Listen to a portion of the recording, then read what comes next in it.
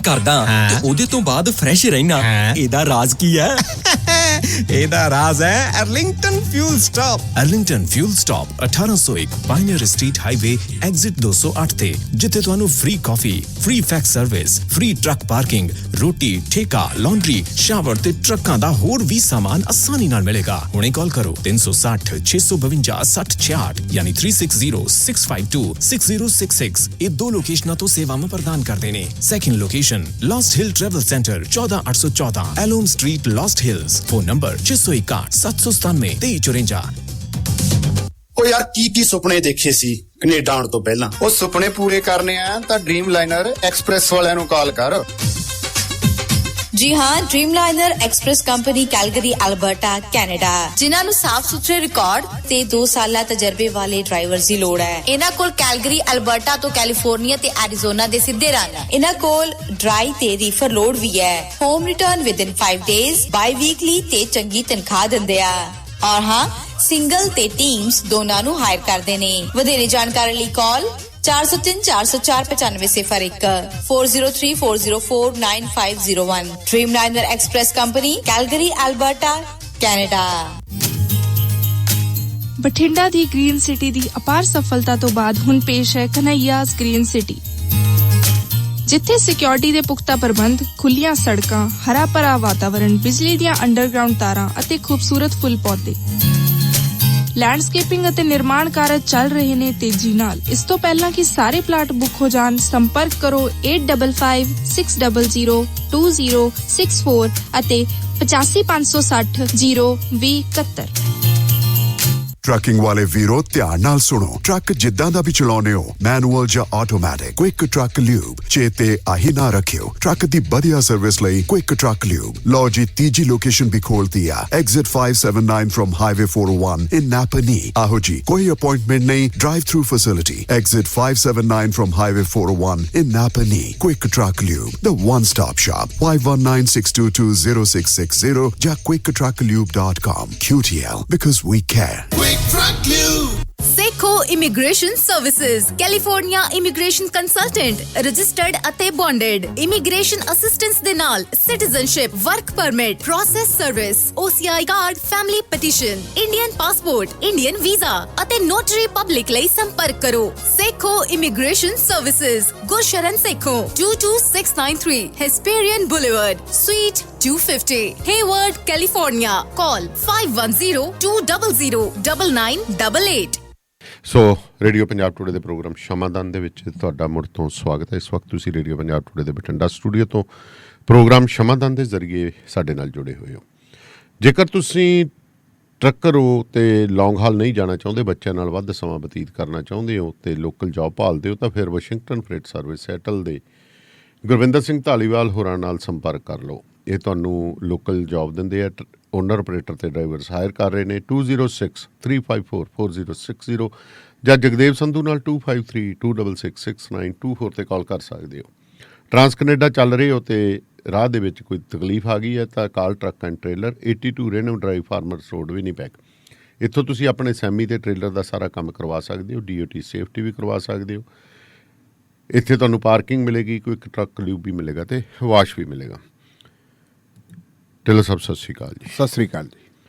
Tailor ਸਾਹਿਬ ਕੱਲ੍ਹ ਦਾ ਭੁਚਾਲ ਪਿਆ, ਮੱਠਾ ਪਿਆ ਥੋੜ੍ਹਾ ਮੋਟਾ ਜਿਹਾ ਕਿ ਨਹੀਂ? ਦਿੱਲੀ ਵੀ ਕਹਿੰਦੇ ਘੁੰਮਣ ਘੇਰੀਆਂ ਜਿਹੀਆਂ ਖਾਏ, ਉੱਥੇ ਪਤਾ ਚੱਲਿਆ ਵੀ 2-3 MLA ਵੀ ਕਹਿੰਦੇ ਉਹ ਜਹਾਜ਼ 'ਚ ਉਤਰ ਗਏ ਨੇ, ਜਿਹੜਾ ਦਿੱਲੀ ਵੱਲ ਨੂੰ ਗਿਆ ਸੀ।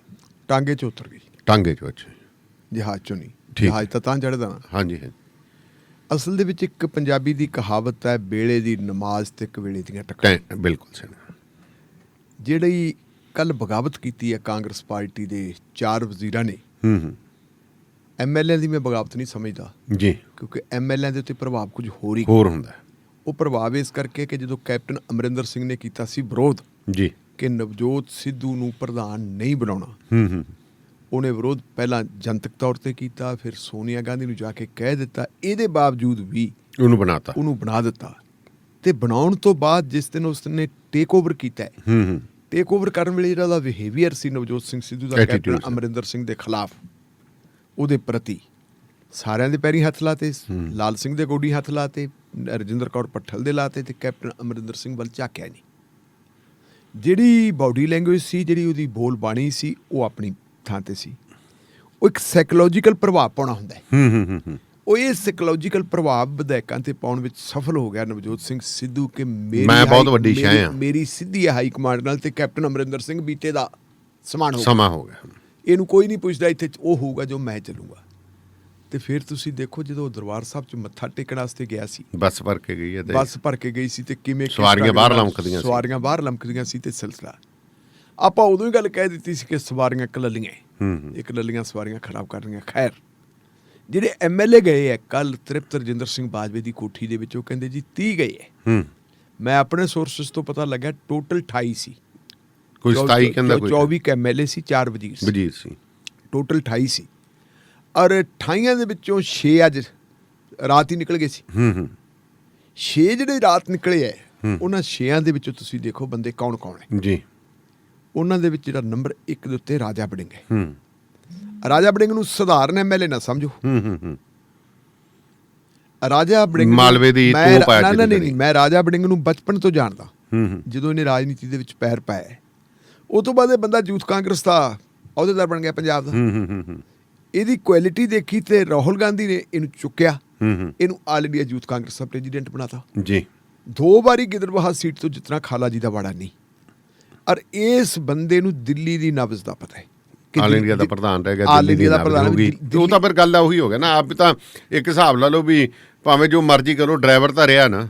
ਦਿੱਲੀ ਕੀ ਚਾਹੁੰਦੀ ਹੈ ਪਤਾ ਇਹਨੂੰ, ਦਿੱਲੀ ਦੇ ਵਿੱਚ ਹਵਾ ਕੀ ਹੈ, ਰਾਹੁਲ ਗਾਂਧੀ ਦੇ ਦਫ਼ਤਰ ਦੇ ਵਿੱਚ ਗੱਲਾਂ ਕੀ ਹੁੰਦੀਆਂ, ਸਾਰਾ ਪਤਾ ਇਹਨੂੰ ਉਹ ਸਾਰਾ ਪਤਾ ਹੈ। ਸੋ ਕੱਲ ਜਿਹੜੀ ਮੀਟਿੰਗ ਹੋਈ ਹੈ, ਉਸ ਮੀਟਿੰਗ ਦੇ ਤਾਂ ਵਿੱਚ ਸੀ, ਲੇਕਿਨ ਸ਼ਾਮ ਨੂੰ ਆ ਗਿਆ ਕਿ ਅਸੀਂ ਜਿਹੜੀ ਹੈ ਇਹਦੇ ਵਿੱਚ ਨਹੀਂ ਹੈ ਕਿ ਕੈਪਟਨ ਅਮਰਿੰਦਰ ਸਿੰਘ ਨੂੰ ਲਾਉਣ ਦਾ ਸਾਡਾ ਕੀ ਮਤਲਬ। ਮੀਟਿੰਗ ਹੀ ਲੱਖ ਕਰੀਏ। ਉਹ ਕਹਿੰਦਾ ਜੀ ਮੈਨੂੰ ਹਾਈ ਕਮਾਂਡ ਨੇ ਬਣਾਇਆ, ਹਾਈ ਕਮਾਂਡ ਨੇ ਮੈਨੂੰ ਟਿਕਟ ਦਿੱਤੀ, ਜੋ ਕੁਛ ਮੈਂ ਹਾਈ ਕਮਾਂਡ ਦਾ ਫੈਸਲਾ ਹਾਈ ਕਮਾਂਡ ਨੇ, ਮੈਂ ਤਾਂ ਕੁਛ ਕਹਿਣ ਜੋਗਰਾ ਨਹੀਂ, ਜੋ ਹਾਈ ਕਮਾਂਡ ਫੈਸਲਾ ਕਰ ਦੂਗੀ ਠੀਕ ਹੈ। ਮੇਰੀ ਕੋਈ ਕੈਪਟਨ ਅਮਰਿੰਦਰ ਸਿੰਘ ਨੂੰ ਲਾਉਣ ਵਾਲੀ ਯੋਜਨਾ ਨਹੀਂ, ਮੈਂ ਉਸ ਯੋਜਨਾ ਦੇ ਵਿੱਚ ਸ਼ਾਮਲ ਨਹੀਂ। ਇੱਕ ਹੋਰ MLA ਨੇ ਕਹਿੰਦਾ ਜੀ ਮੈਂ ਤਾਂ ਇਸ ਸਾਜ਼ਿਸ਼ ਦੇ ਵਿੱਚ ਹੀ ਹੈ ਨਹੀਂ। ਕੁਲਦੀਪ ਸਿੰਘ ਬੈਦ ਵਰਗੇ ਸਾਰੇ ਦੇ ਸਾਰੇ ਛੱਡ ਕੇ 6 ਤਾਂ ਚੱਲ ਗਏ, ਤੇ ਇੱਕ ਸਾਬਕਾ ਸੀ ਅਜੀਤਿੰਦਰ ਸਿੰਘ ਮੋਫਰ, ਉਹ ਤਾਂ ਕਹਿੰਦਾ ਮੈਂ ਤਾਂ ਕਿਸੇ ਕੰਮ ਗਿਆ ਸੀ, ਮੇਰਾ ਵੀ ਵਿੱਚ ਨਾ ਪਤਾ, ਮੈਨੂੰ ਤਾਂ ਮੀਟਿੰਗ 'ਚ ਬੈਠਣ ਵਾਲੀ ਗੱਲ ਹੀ ਕੋਈ ਨਹੀਂ ਸੀ। ਇਹ ਸਾਰਾ ਕੁਝ ਜਦੋਂ ਹੋਇਆ ਤੇ ਉਹਦੇ ਤੇ ਪਤਾ ਲੱਗਿਆ ਥੋੜਾ ਜਿਹਾ ਲੈ ਗਿਆ ਬੁਖਾਰ। ਇਸ ਕਰਕੇ ਜਿਹੜੇ MLA ਗਏ ਹੈ, MLA ਤਾਂ ਇਸ ਤਰ੍ਹਾਂ ਗਏ ਹੈ ਕਿ ਜੀ ਸਿੱਧੂ ਸਾਹਿਬ ਤੇ ਇਹਨਾਂ ਨੇ, ਇਹ ਉਹਨਾਂ ਦੇ ਨਾਲ ਹੈ, ਸਿੱਧੂ ਸਾਹਿਬ ਦਾ ਬ੍ਰੇਨ ਹੈ ਤ੍ਰਿਪਤ ਰਜਿੰਦਰ ਸਿੰਘ ਬਾਜਵਾ, ਤੇ ਉਹਨੇ ਆਪਣੇ ਘਰੇ ਮੀਟਿੰਗ ਬੁਲਾ ਲਈ ਤੇ ਆਪਾਂ ਚੱਲ ਪਈਏ। ਉੱਥੇ ਜਦੋਂ ਬਾਹਰ ਨਿਕਲ ਆਏ, ਉਹਨਾਂ ਨਾਲ ਗੱਲ ਹੋਈ ਨਹੀਂ, ਕੋਈ ਰੈਜੂਲੇਸ਼ਨ ਨਹੀਂ ਪਿਆ, ਕਿਸੇ ਕਿਸਮ ਦੀਆਂ ਕੋਈ ਬਾਹਾਂ ਖੜ ਕੇ ਨਹੀਂ ਕਰੀਆਂ। ਬਾਹਰ ਆ ਕੇ ਇੱਕ ਗੱਲ ਕਹਿ ਦਿੱਤੀ ਆਪਣੇ ਨੇ, ਚਰਨਜੀਤ ਸਿੰਘ ਚੰਨੀ ਨੇ, ਸਾਨੂੰ ਨਹੀਂ ਜੀ ਇਹ ਮੁੱਖ ਮੰਤਰੀ ਚਾਹੀਦਾ, ਅਸੀਂ ਨਹੀਂ ਜੀ ਹੁਣ, ਜੇ ਤਾਂ ਹਾਈ ਕਮਾਂਡ ਕੋਲੇ ਜਾਂਦੇ ਹਾਂ, ਜੇ ਤਾਂ ਹਟਾਤਾ ਠੀਕ ਹੈ, ਨਹੀਂ ਫਿਰ ਅਸੀਂ ਕੋਈ ਹੋਰ ਘਰ ਵੇਖਾਂਗੇ। ਇਸਤੀਫਾ ਦੇ ਦਿਓ ਫਿਰ ਤੁਸੀਂ। ਨਹੀਂ, ਹੁਣ ਤੁਸੀਂ ਇੱਥੇ ਆਓ ਕਿ ਹੋਰ ਘਰ ਦੇਖਾਂਗੇ, ਹੋਰ ਫਿਰ ਅਸੀਂ ਆਪਦਾ ਕੁਝ ਹੋਰ ਦੇਖਾਂਗੇ। ਹੋਰ ਦੇਖਾਂਗੇ ਦਾ ਮਤਲਬ ਕੋਈ ਹੋਰ ਘਰ। ਇੱਥੇ ਤੁਸੀਂ ਨੋਟ ਕਰੋ ਕਿ ਜਿੱਦਣ ਨਵਜੋਤ ਸਿੱਧੂ ਨੇ ਟੇਕ ਓਵਰ ਕੀਤਾ ਹੈ, ਤੇ ਜਿਹੜਾ ਸਭ ਤੋਂ ਜ਼ਿਆਦਾ ਖਫਾ ਬੰਦਾ ਸੀ ਉਹ ਸੁਨੀਲ ਜਾਖੜ ਸੀ। ਬਿਲਕੁਲ, ਸੁਨੀਲ ਜਾਖੜ ਜੀ ਤੋਂ ਚਾਬੀਆਂ ਫੜੀਆਂ ਦਫ਼ਤਰ ਦੀਆਂ। ਉਹ ਬੰਦੇ ਨੂੰ ਕਿਸੇ ਨੇ ਪੁੱਛਿਆ ਨਹੀਂ, ਤੇ ਉਹਨੇ ਆਪਦਾ ਜਿਹੜਾ ਰੁਦਨ ਹੈ ਉਹ ਫਿਰ ਮੰਚ ਤੋਂ ਕੀਤਾ ਸੀ। ਉਹ ਕਹਿੰਦਾ ਤੁਸੀਂ ਲੋਕਾਂ ਦੇ ਘਰਾਂ 'ਚ ਜਾਂਦੇ ਰਹੇ, ਸਾਰਾ ਕੁਝ ਜਾਂਦੇ ਰਹੇ। ਇੱਕ ਤਾਂ ਉਹਦੇ ਘਰ 'ਚ ਚਲਾ ਗਿਆ ਜਿਹੜਾ ਅਮਿਤ ਸ਼ਾਹ ਨਾਲ ਮੀਟਿੰਗਾਂ ਕਰਦਾ ਸੀ, ਉਹ ਤੁਹਾਨੂੰ ਪਤਾ ਹੀ ਹੈ, ਤੁਸੀਂ ਉਹਦੇ ਨਾਲ ਕਰਕੇ ਆਏ ਹੋ ਮੀਟਿੰਗ, ਤੁਹਾਡੇ ਨਾਲ ਤਾਂ ਤੂੰ ਮੈਂ ਵੀ ਹੋ ਗਈ ਸੀ ਜੀ। ਇੱਕ ਕਹਿੰਦਾ ਯਾਰ ਜਿਹੜਾ ਉਹ ਵੀ ਤੁਹਾਡੇ ਨਾਲ ਤੁਰਿਆ ਫਿਰਦਾ, ਤੁਹਾਡਾ ਉਹ ਅੱਜ ਕੱਲ੍ਹ ਅਹਿਮ ਪੰਚਾਇਤੀ ਬਣਿਆ ਵਾ, ਜਿਹੜਾ ਕਹਿੰਦਾ ਆਪ ਵਾਲਿਆਂ ਨਾਲ ਮੀਟਿੰਗਾਂ ਕਰਦਾ ਫਿਰਦਾ। ਮੇਰੀ ਜਿਹੜੀ ਇਨਫੋਰਮੇਸ਼ਨ ਆ ਵੀ ਉਦੋਂ ਲੋਕ ਕਹਿੰਦੇ ਸੀਗੇ ਵੀ ਯਾਰ ਇਹ ਤਾਂ ਗੱਲ ਠੀਕ ਹੈ, ਵੀ ਅਮਿਤ ਸ਼ਾਹ ਨਾਲ ਤਾਂ ਗੱਲ ਚੱਲਦੀ ਸੀ, ਪ੍ਰਤਾਪ ਸਿੰਘ ਬਾਜਵੇ ਦੀ, ਤੇ ਆਪ ਵਾਲਿਆਂ ਨਾਲ ਕਿਹੜਾ ਗਿਆ ਹੋਇਆ। ਕੋਈ ਕਿਸੇ ਤੇ ਲਾਈ ਜਾਂਦਾ ਸੀ, ਕੋਈ ਕਿਸੇ ਤੇ ਲਾਈ ਜਾਂਦਾ ਸੀ। ਮੈਂ ਗੱਲ ਜ਼ਾਹਰ ਨਹੀਂ ਕੀਤੀ ਸੀ, ਮੈਂ ਆਪਣੇ ਸੋਰਸਸ ਤੋਂ ਪਤਾ ਲੱਗਿਆ ਕਿ ਉਹ ਬੰਦਾ ਕੌਣ ਸੀ। ਉਹ ਚਰਨਜੀਤ ਚੰਨੀ, ਆਪ ਹੀ ਚਰਨਜੀਤ ਚੰਨੀ। ਇਹ ਉਦੋਂ ਤੋਂ ਹੋਇਆ ਜਦੋਂ ਚਰਨਜੀਤ ਚੰਨੀ ਦਾ ਰੌਲਾ ਪਿਆ ਸੀ ਚੀਫ ਸੈਕਟਰੀ ਨੇ। ਹਾਂ, ਉਹ ਤੋਂ ਪਹਿਲਾਂ ਇੱਕ ਲੇਡੀ IAS ਅਫੀਸਰ ਨੇ ਇਲਜ਼ਾਮ ਲਾਤਾ ਸੀ, ਮੀਟੂ ਵਾਲਾ ਆ ਗਿਆ ਸੀ। ਉਹ ਤੋਂ ਬਾਅਦ ਇਹਨੂੰ ਥੋੜਾ ਜਿਹਾ ਸਿਨਕਤਾ ਸੀ, ਡਾਊਨ ਕਰਤਾ ਸੀ। ਜਿਹੜੇ ਬੰਦੇ ਦੇ ਨਾਲ ਖੜੇ ਸੀਗੇ ਚੀਫ ਸੈਕਟਰੀ ਦੇ ਮਾਮਲੇ 'ਚ, ਉਹਨਾਂ 'ਚ ਮਨਪ੍ਰੀਤ ਬਾਦਲ ਵੀ ਸੀ, ਉਹਨਾਂ ਦੇ ਵਿੱਚ ਸੁਖਜਿੰਦਰ ਸਿੰਘ ਰੰਧਾਵਾ ਵੀ ਸੀ। ਉਹ ਬੰਦੇ ਸਾਰੇ ਦੇ ਸਾਰੇ ਉਹਨਾਂ ਨੇ ਪੁਰਾਣੇ ਥਾਂ ਤੇ ਫੇਰ ਆ ਗਏ, ਤੇ ਇਹ ਉਦੋਂ ਦਾ ਕੱਟਿਆ ਸੀ। ਇਸ ਕਰਕੇ ਭਾਲਦਾ ਫਿਰਦਾ ਸੀ ਕਿ ਆਪਣਾ ਜਗਾੜ ਵਗਾੜ ਕੀ ਹੈ, ਕਿੱਲਾ ਲਾਉਂਦਾ ਸੀ। ਉਹ ਕਹਿੰਦਾ ਜੀ ਹਾਂ ਉਹ ਅਸੀਂ ਹੈਗੇ, ਅਸੀਂ ਫਿਰ ਕੁਝ ਹੋਰ ਦੇਖਾਂਗੇ। ਇਹ ਗੱਲ ਹੋ ਗਈ। ਹੁਣ ਦਾਨੇ ਵਾਲੀ ਸਭ ਜਿਹੜੀ ਕੱਲ ਇੱਕ ਇਨਸੀਡੈਂਟ ਵਾਪਰੀ ਹੈ, ਤੇ ਬੜੀ ਜ਼ਬਰਦਸਤ ਇਨਸੀਡੈਂਟ ਵਾਪਰੀ ਹੈ, ਜਿਹਨੇ ਪੰਜਾਬ ਦੇ ਵਿੱਚ ਨਹੀਂ ਭਾਰਤ ਦੇ ਵਿੱਚ ਇੱਕ ਨਵਾਂ ਇਤਿਹਾਸ ਸਿਰਜਿਆ ਜੀ। ਉਹ ਸੀ ਪੰਜਾਬ ਭਵਨ ਦੇ ਵਿੱਚ ਇੱਕ ਮੀਟਿੰਗ, ਦਿੱਲੀ ਵਾਲੇ 'ਚ ਕਿ ਚੰਡੀਗੜ੍ਹ ਵਾਲੇ 'ਚ। ਅੱਛਾ ਜੀ। ਮੀਟਿੰਗ ਕਿਹਦੇ ਨਾਲ ਸੀ? ਕਿਸਾਨਾਂ ਨਾਲ। ਕਿਸਾਨਾਂ ਨੇ 5 ਦਿਨਾਂ ਤੋਂ ਰੇਲਾਂ ਜਾਮ ਕੀਤੀਆਂ ਹੋਈਆਂ ਸੀ, ਖਾਸ ਕਰਕੇ ਜਿਹੜੀ ਹੈਗੀ ਤੁਹਾਡੀ 250 ਗੱਡੀ ਤੋਂ ਉੱਤੇ ਰੱਦ ਹੋ ਗਈ ਸੀ। 250 ਗੱਡੀ ਤੋਂ ਉੱਪਰ ਰੱਦ ਹੋ ਗਈ। ਉਹਨਾਂ ਨੇ ਟ੍ਰੈਫਿਕ ਜਾਮ ਕੀਤਾ ਸੀ, ਰੋਡਸ ਦੇ ਉੱਤੇ, GT ਰੋਡ ਤੇ ਕੀਤਾ ਸੀ। ਸਿਰਫ ਤੇ ਸਿਰਫ ਜਿਹੜੇ ਹੈਗੇ ਪੇਸ਼ੈਂਟਸ ਨੂੰ, ਬੱਚਿਆਂ ਨੂੰ, ਫਾਇਰ ਬ੍ਰਿਗੇਡ ਨੂੰ ਇਜਾਜ਼ਤ ਦਿੱਤੀ ਸੀ, ਉਹ ਸਰਵਿਸ ਲੇਨ ਤੇ ਮੇਨ ਤੇ ਉਹਨਾਂ ਨੂੰ ਵੀ ਨਹੀਂ ਜਾਣ ਦਿੱਤਾ ਸੀ। ਸੁਖਜਿੰਦਰ ਸਿੰਘ ਰੰਧਾਵਾ ਨੇ ਮੀਟਿੰਗ ਕੀਤੀ, ਗੱਲ ਨਹੀਂ ਬਣੀ। ਦੂਜੀ ਮੀਟਿੰਗ ਬਿਊਰੋਕ੍ਰੈਟਿਕ ਅਧਿਕਾਰੀਆਂ ਨੇ ਕੀਤੀ, ਗੱਲ ਨਹੀਂ ਬਣੀ। ਫਿਰ ਉਹ ਕਹਿੰਦੇ ਜੀ ਤੁਹਾਡੀ ਮੁੱਖ ਮੰਤਰੀ ਨਾਲ ਮੀਟਿੰਗ ਕਰਵਾ ਦਿਓ, ਉਹ ਕਰਾ ਦਿੰਦੇ ਤੇ ਮੁੱਖ ਮੰਤਰੀ ਨਾਲ ਮੀਟਿੰਗ ਹੋਈ। ਜਦੋਂ ਮੁੱਖ ਮੰਤਰੀ ਮੀਟਿੰਗ ਦੀ ਤਿਆਰੀ 'ਚ ਬੈਠਾ ਸੀ 3 ਵਜੇ ਤੇ ਇਹ ਪ੍ਰੈਸ ਕਾਨਫਰੰਸ ਕਰੀ ਜਾਂਦੇ ਸੀ ਮੀਟਿੰਗ ਕਰਨ ਤੋਂ ਬਾਅਦ। ਔਰ ਉਦੋਂ ਤੁਸੀਂ ਦੇਖੋ ਕੋਈ ਜ਼ਮਾਨਾ ਹੁੰਦਾ ਸੀ, ਆਪਾਂ ਬੜੇ ਵਾਰੀ ਗੱਲ ਕੀਤੀ, ਕੋਈ ਜ਼ਮਾਨਾ ਹੁੰਦਾ ਸੀ ਕੈਪਟਨ ਅਮਰਿੰਦਰ ਸਿੰਘ ਦੀਆਂ ਸੱਜੀਆਂ ਤੇ ਖੱਬੀਆਂ ਬਾਹਾਂ ਕੌਣ ਹੁੰਦੇ ਸੀ? ਸੁਖਜਿੰਦਰ ਰੰਧਾਵਾ ਤੇ ਤ੍ਰਿਪਤ ਬਾਜਵਾ, ਜਿਹਨੂੰ ਮਾਝਾ ਬ੍ਰਿਗੇਡ ਕਹਿੰਦੇ ਹੁੰਦੇ ਸੀ, ਮਾਝਾ ਐਕਸਪ੍ਰੈਸ। ਉਹ ਮਾਝਾ ਐਕਸਪ੍ਰੈਸ ਵਾਲੇ ਹੁੰਦੇ ਸੀ, ਪਰ ਫਰਕ ਸਿਫਤੀ ਨਹੀਂ ਪਿਆ, ਦੂਜਾ ਫਰਕ ਪੈ ਗਿਆ। ਪਹਿਲਾਂ ਵੀ ਮਾਝੇ ਦੇ 2 ਜਰਨੈਲ ਹੁੰਦੇ ਸੀ, ਉਹਨਾਂ ਨੇ ਕੁਰਸੀਆਂ ਖਾਲੀ ਕਰਤੀਆਂ। ਕੱਲ ਉਹਨਾਂ ਕੁਰਸੀਆਂ ਦੇ ਉੱਤੇ ਮਾਝੇ ਦੇ ਦੂਜੇ 2 ਜਰਨੈਲ ਬੈਠੇ, 2 ਭਰਾ ਬਹਿ ਗਏ ਇਕੱਠੇ ਹੀ, ਸੱਜੇ ਖੱਬੇ ਵਿਚਾਲੇ ਕੈਪਟਨ ਬੈਠਾ, ਦੋਨੇ ਬਾਜਵੇ ਬੈਠੇ, ਇੱਕ ਪਾਸੇ ਪ੍ਰਤਾਪ ਸਿੰਘ ਬੈਠਾ ਤੇ ਦੂਜੇ ਪਾਸੇ ਫਤਿਹ ਜੰਗ ਸਿੰਘ ਬੈਠਾ।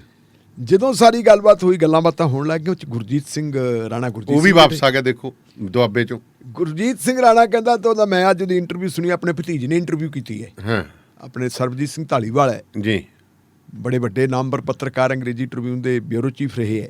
ਉਹਨਾਂ ਦਾ ਬੇਟਾ ਹੈ ਸ਼ੁਭਕਰਮਨ ਧਾਲੀਵਾਲ, ਬਹੁਤ ਮਤਲਬ ਸ਼ਾਈਨਿੰਗ ਬੱਚਾ ਹੈ, ਬੜਾ ਵਧੀਆ ਚੱਲਦਾ ਉਹ। ਉਸ ਮੁੰਡੇ ਨੇ ਕੱਲ ਇੰਟਰਵਿਊ ਕੀਤੀ ਰਾਣਾ ਗੁਰਜੀਤ ਨਾਲ। ਰਾਣਾ ਗੁਰਜੀਤ ਕਹਿੰਦਾ ਮੈਂ ਪਹਿਲਾਂ ਵੀ ਕੈਪਟਨ ਦੇ ਨਾਲ ਸੀ, ਮੈਂ ਅੱਜ ਵੀ ਕੈਪਟਨ ਦੇ ਨਾਲ ਹਾਂ, ਤੇ ਮੈਂ ਅੱਗੇ ਵੀ ਕੈਪਟਨ ਦੇ ਨਾਲ ਰਹੂੰਗਾ। ਤੇ ਉਹਨੇ ਸਵਾਲ ਖੜਾ ਕੀਤਾ ਹੈ ਕਿ ਜਿਹੜੇ ਬੰਦੇ ਅੱਜ ਕੈਪਟਨ ਨੂੰ ਕਹਿੰਦੇ ਆ ਬਾਦਲਾਂ ਨਾਲ ਰਲ ਗਿਆ, ਤੇ 4.5 ਸਾਲ ਜਦੋਂ ਉਹ ਵਜ਼ੀਰੀਆਂ ਮਾਣਦੇ ਸੀ, ਜਦੋਂ ਉਹ ਮਲਾਈਆਂ ਚੱਪਦੇ ਸੀ, ਬਰਫੀਆਂ ਖਾਂਦੇ ਸੀ, ਜਦੋਂ ਉਹਨੇ ਵਜ਼ੀਰੀਆਂ ਮਾਣੀਆਂ। ਇਹਨਾਂ ਚੋਂ ਆਪਾਂ ਇੱਕ ਤ੍ਰਿਪਤ ਬਾਜਵੇ ਵਾਲੇ ਦਾ ਆਪਾਂ ਕਹਿਤਾ ਸੀਗਾ ਵੀ ਵੱਡੇ ਭੈਣ ਜੀ ਨੇ ਫੋਨ ਆ ਗਿਆ, ਕਿੰਨੇ ਵਾਰੀ ਕਹਿਤਾ, ਕਿੰਨੇ, ਉਹ ਤਾਂ ਆਪਾਂ ਦੱਸ ਹੀ ਦਿੱਤਾ ਸੀ ਸਾਰਾ ਕੁਝ। ਉਹ ਕੱਲ ਕਹਿੰਦੇ ਬਾਦਲਾਂ ਨਾਲ ਰਲ ਗਿਆ। ਦੇਖੋ ਯਾਰ, ਕੈਪਟਨ ਅਮਰਿੰਦਰ ਨੂੰ ਤ੍ਰਿਪਤ ਰਜਿੰਦਰ ਕਹਿੰਦਾ ਬਾਜਵਾ ਵੀ ਬਾਦਲਾਂ ਨਾਲ ਰਲ ਗਿਆ। ਜਿਹੜੇ ਤ੍ਰਿਪਤ ਰਜਿੰਦਰ ਬਾਜਵੇ ਨੇ ਸਿਰਫ ਇਸ ਕਰਕੇ ਬਲਜੀਤ ਕੌਰ ਢਿੱਲੋਂ ਬਦਲੀ ਹੈ, ਜਿਹੜੀ ਲੰਬੀ ਤੋਂ ਵੀਡੀਓ ਬਦਲਤੀ ਸੀ, ਉਹ ਇਸ ਕਰਕੇ ਬਦਲਤੀ ਸੀ ਕਿ ਸਾਡੀ ਭੈਣ ਜੀ ਜਿਹੜੀ ਹੈ ਹਰਸਿਮਰਤ ਕੌਰ ਬਾਦਲ ਉਹਦੇ ਖਿਲਾਫ ਪੋਸਟਾਂ ਪਾਉਂਦੀ ਹੈ। ਔਰ ਜਥੇਦਾਰ ਗੁਰਮੀਤ ਸਿੰਘ ਖੁੱਡੀਆਂ ਦੂਰੀ ਹੋਇਆ ਉਹਦੇ ਨਾਲ ਸੈਕਟਰੀਏਟ ਦੇ ਵਿੱਚ, ਵੀ ਸਾਡੇ ਤਾਂ ਚੰਮ ਪੱਟ ਦਾ ਮਾਰ ਕੇ ਪਟੇ ਪੁਲਿਸ ਵਾਲੇ ਨੇ, ਤੁਹਾਡੇ ਇਹਨਾਂ ਰਿਸ਼ਤੇਦਾਰਾਂ ਨੇ, ਤੇ ਤੈਨੂੰ ਉਹਦਾ ਆਉਂਦਾ। ਉਹ ਸਾਰੀ ਗੱਲ ਉੱਥੇ ਹੋਈ। ਉਹ ਚਲੋ ਆਪਾਂ ਗੱਲ ਕਰਕੇ ਇਹ ਇੱਧਰ ਹੈਗੇ ਤੇ ਉੱਥੇ ਉਹ ਬੈਠੇ ਸੀ।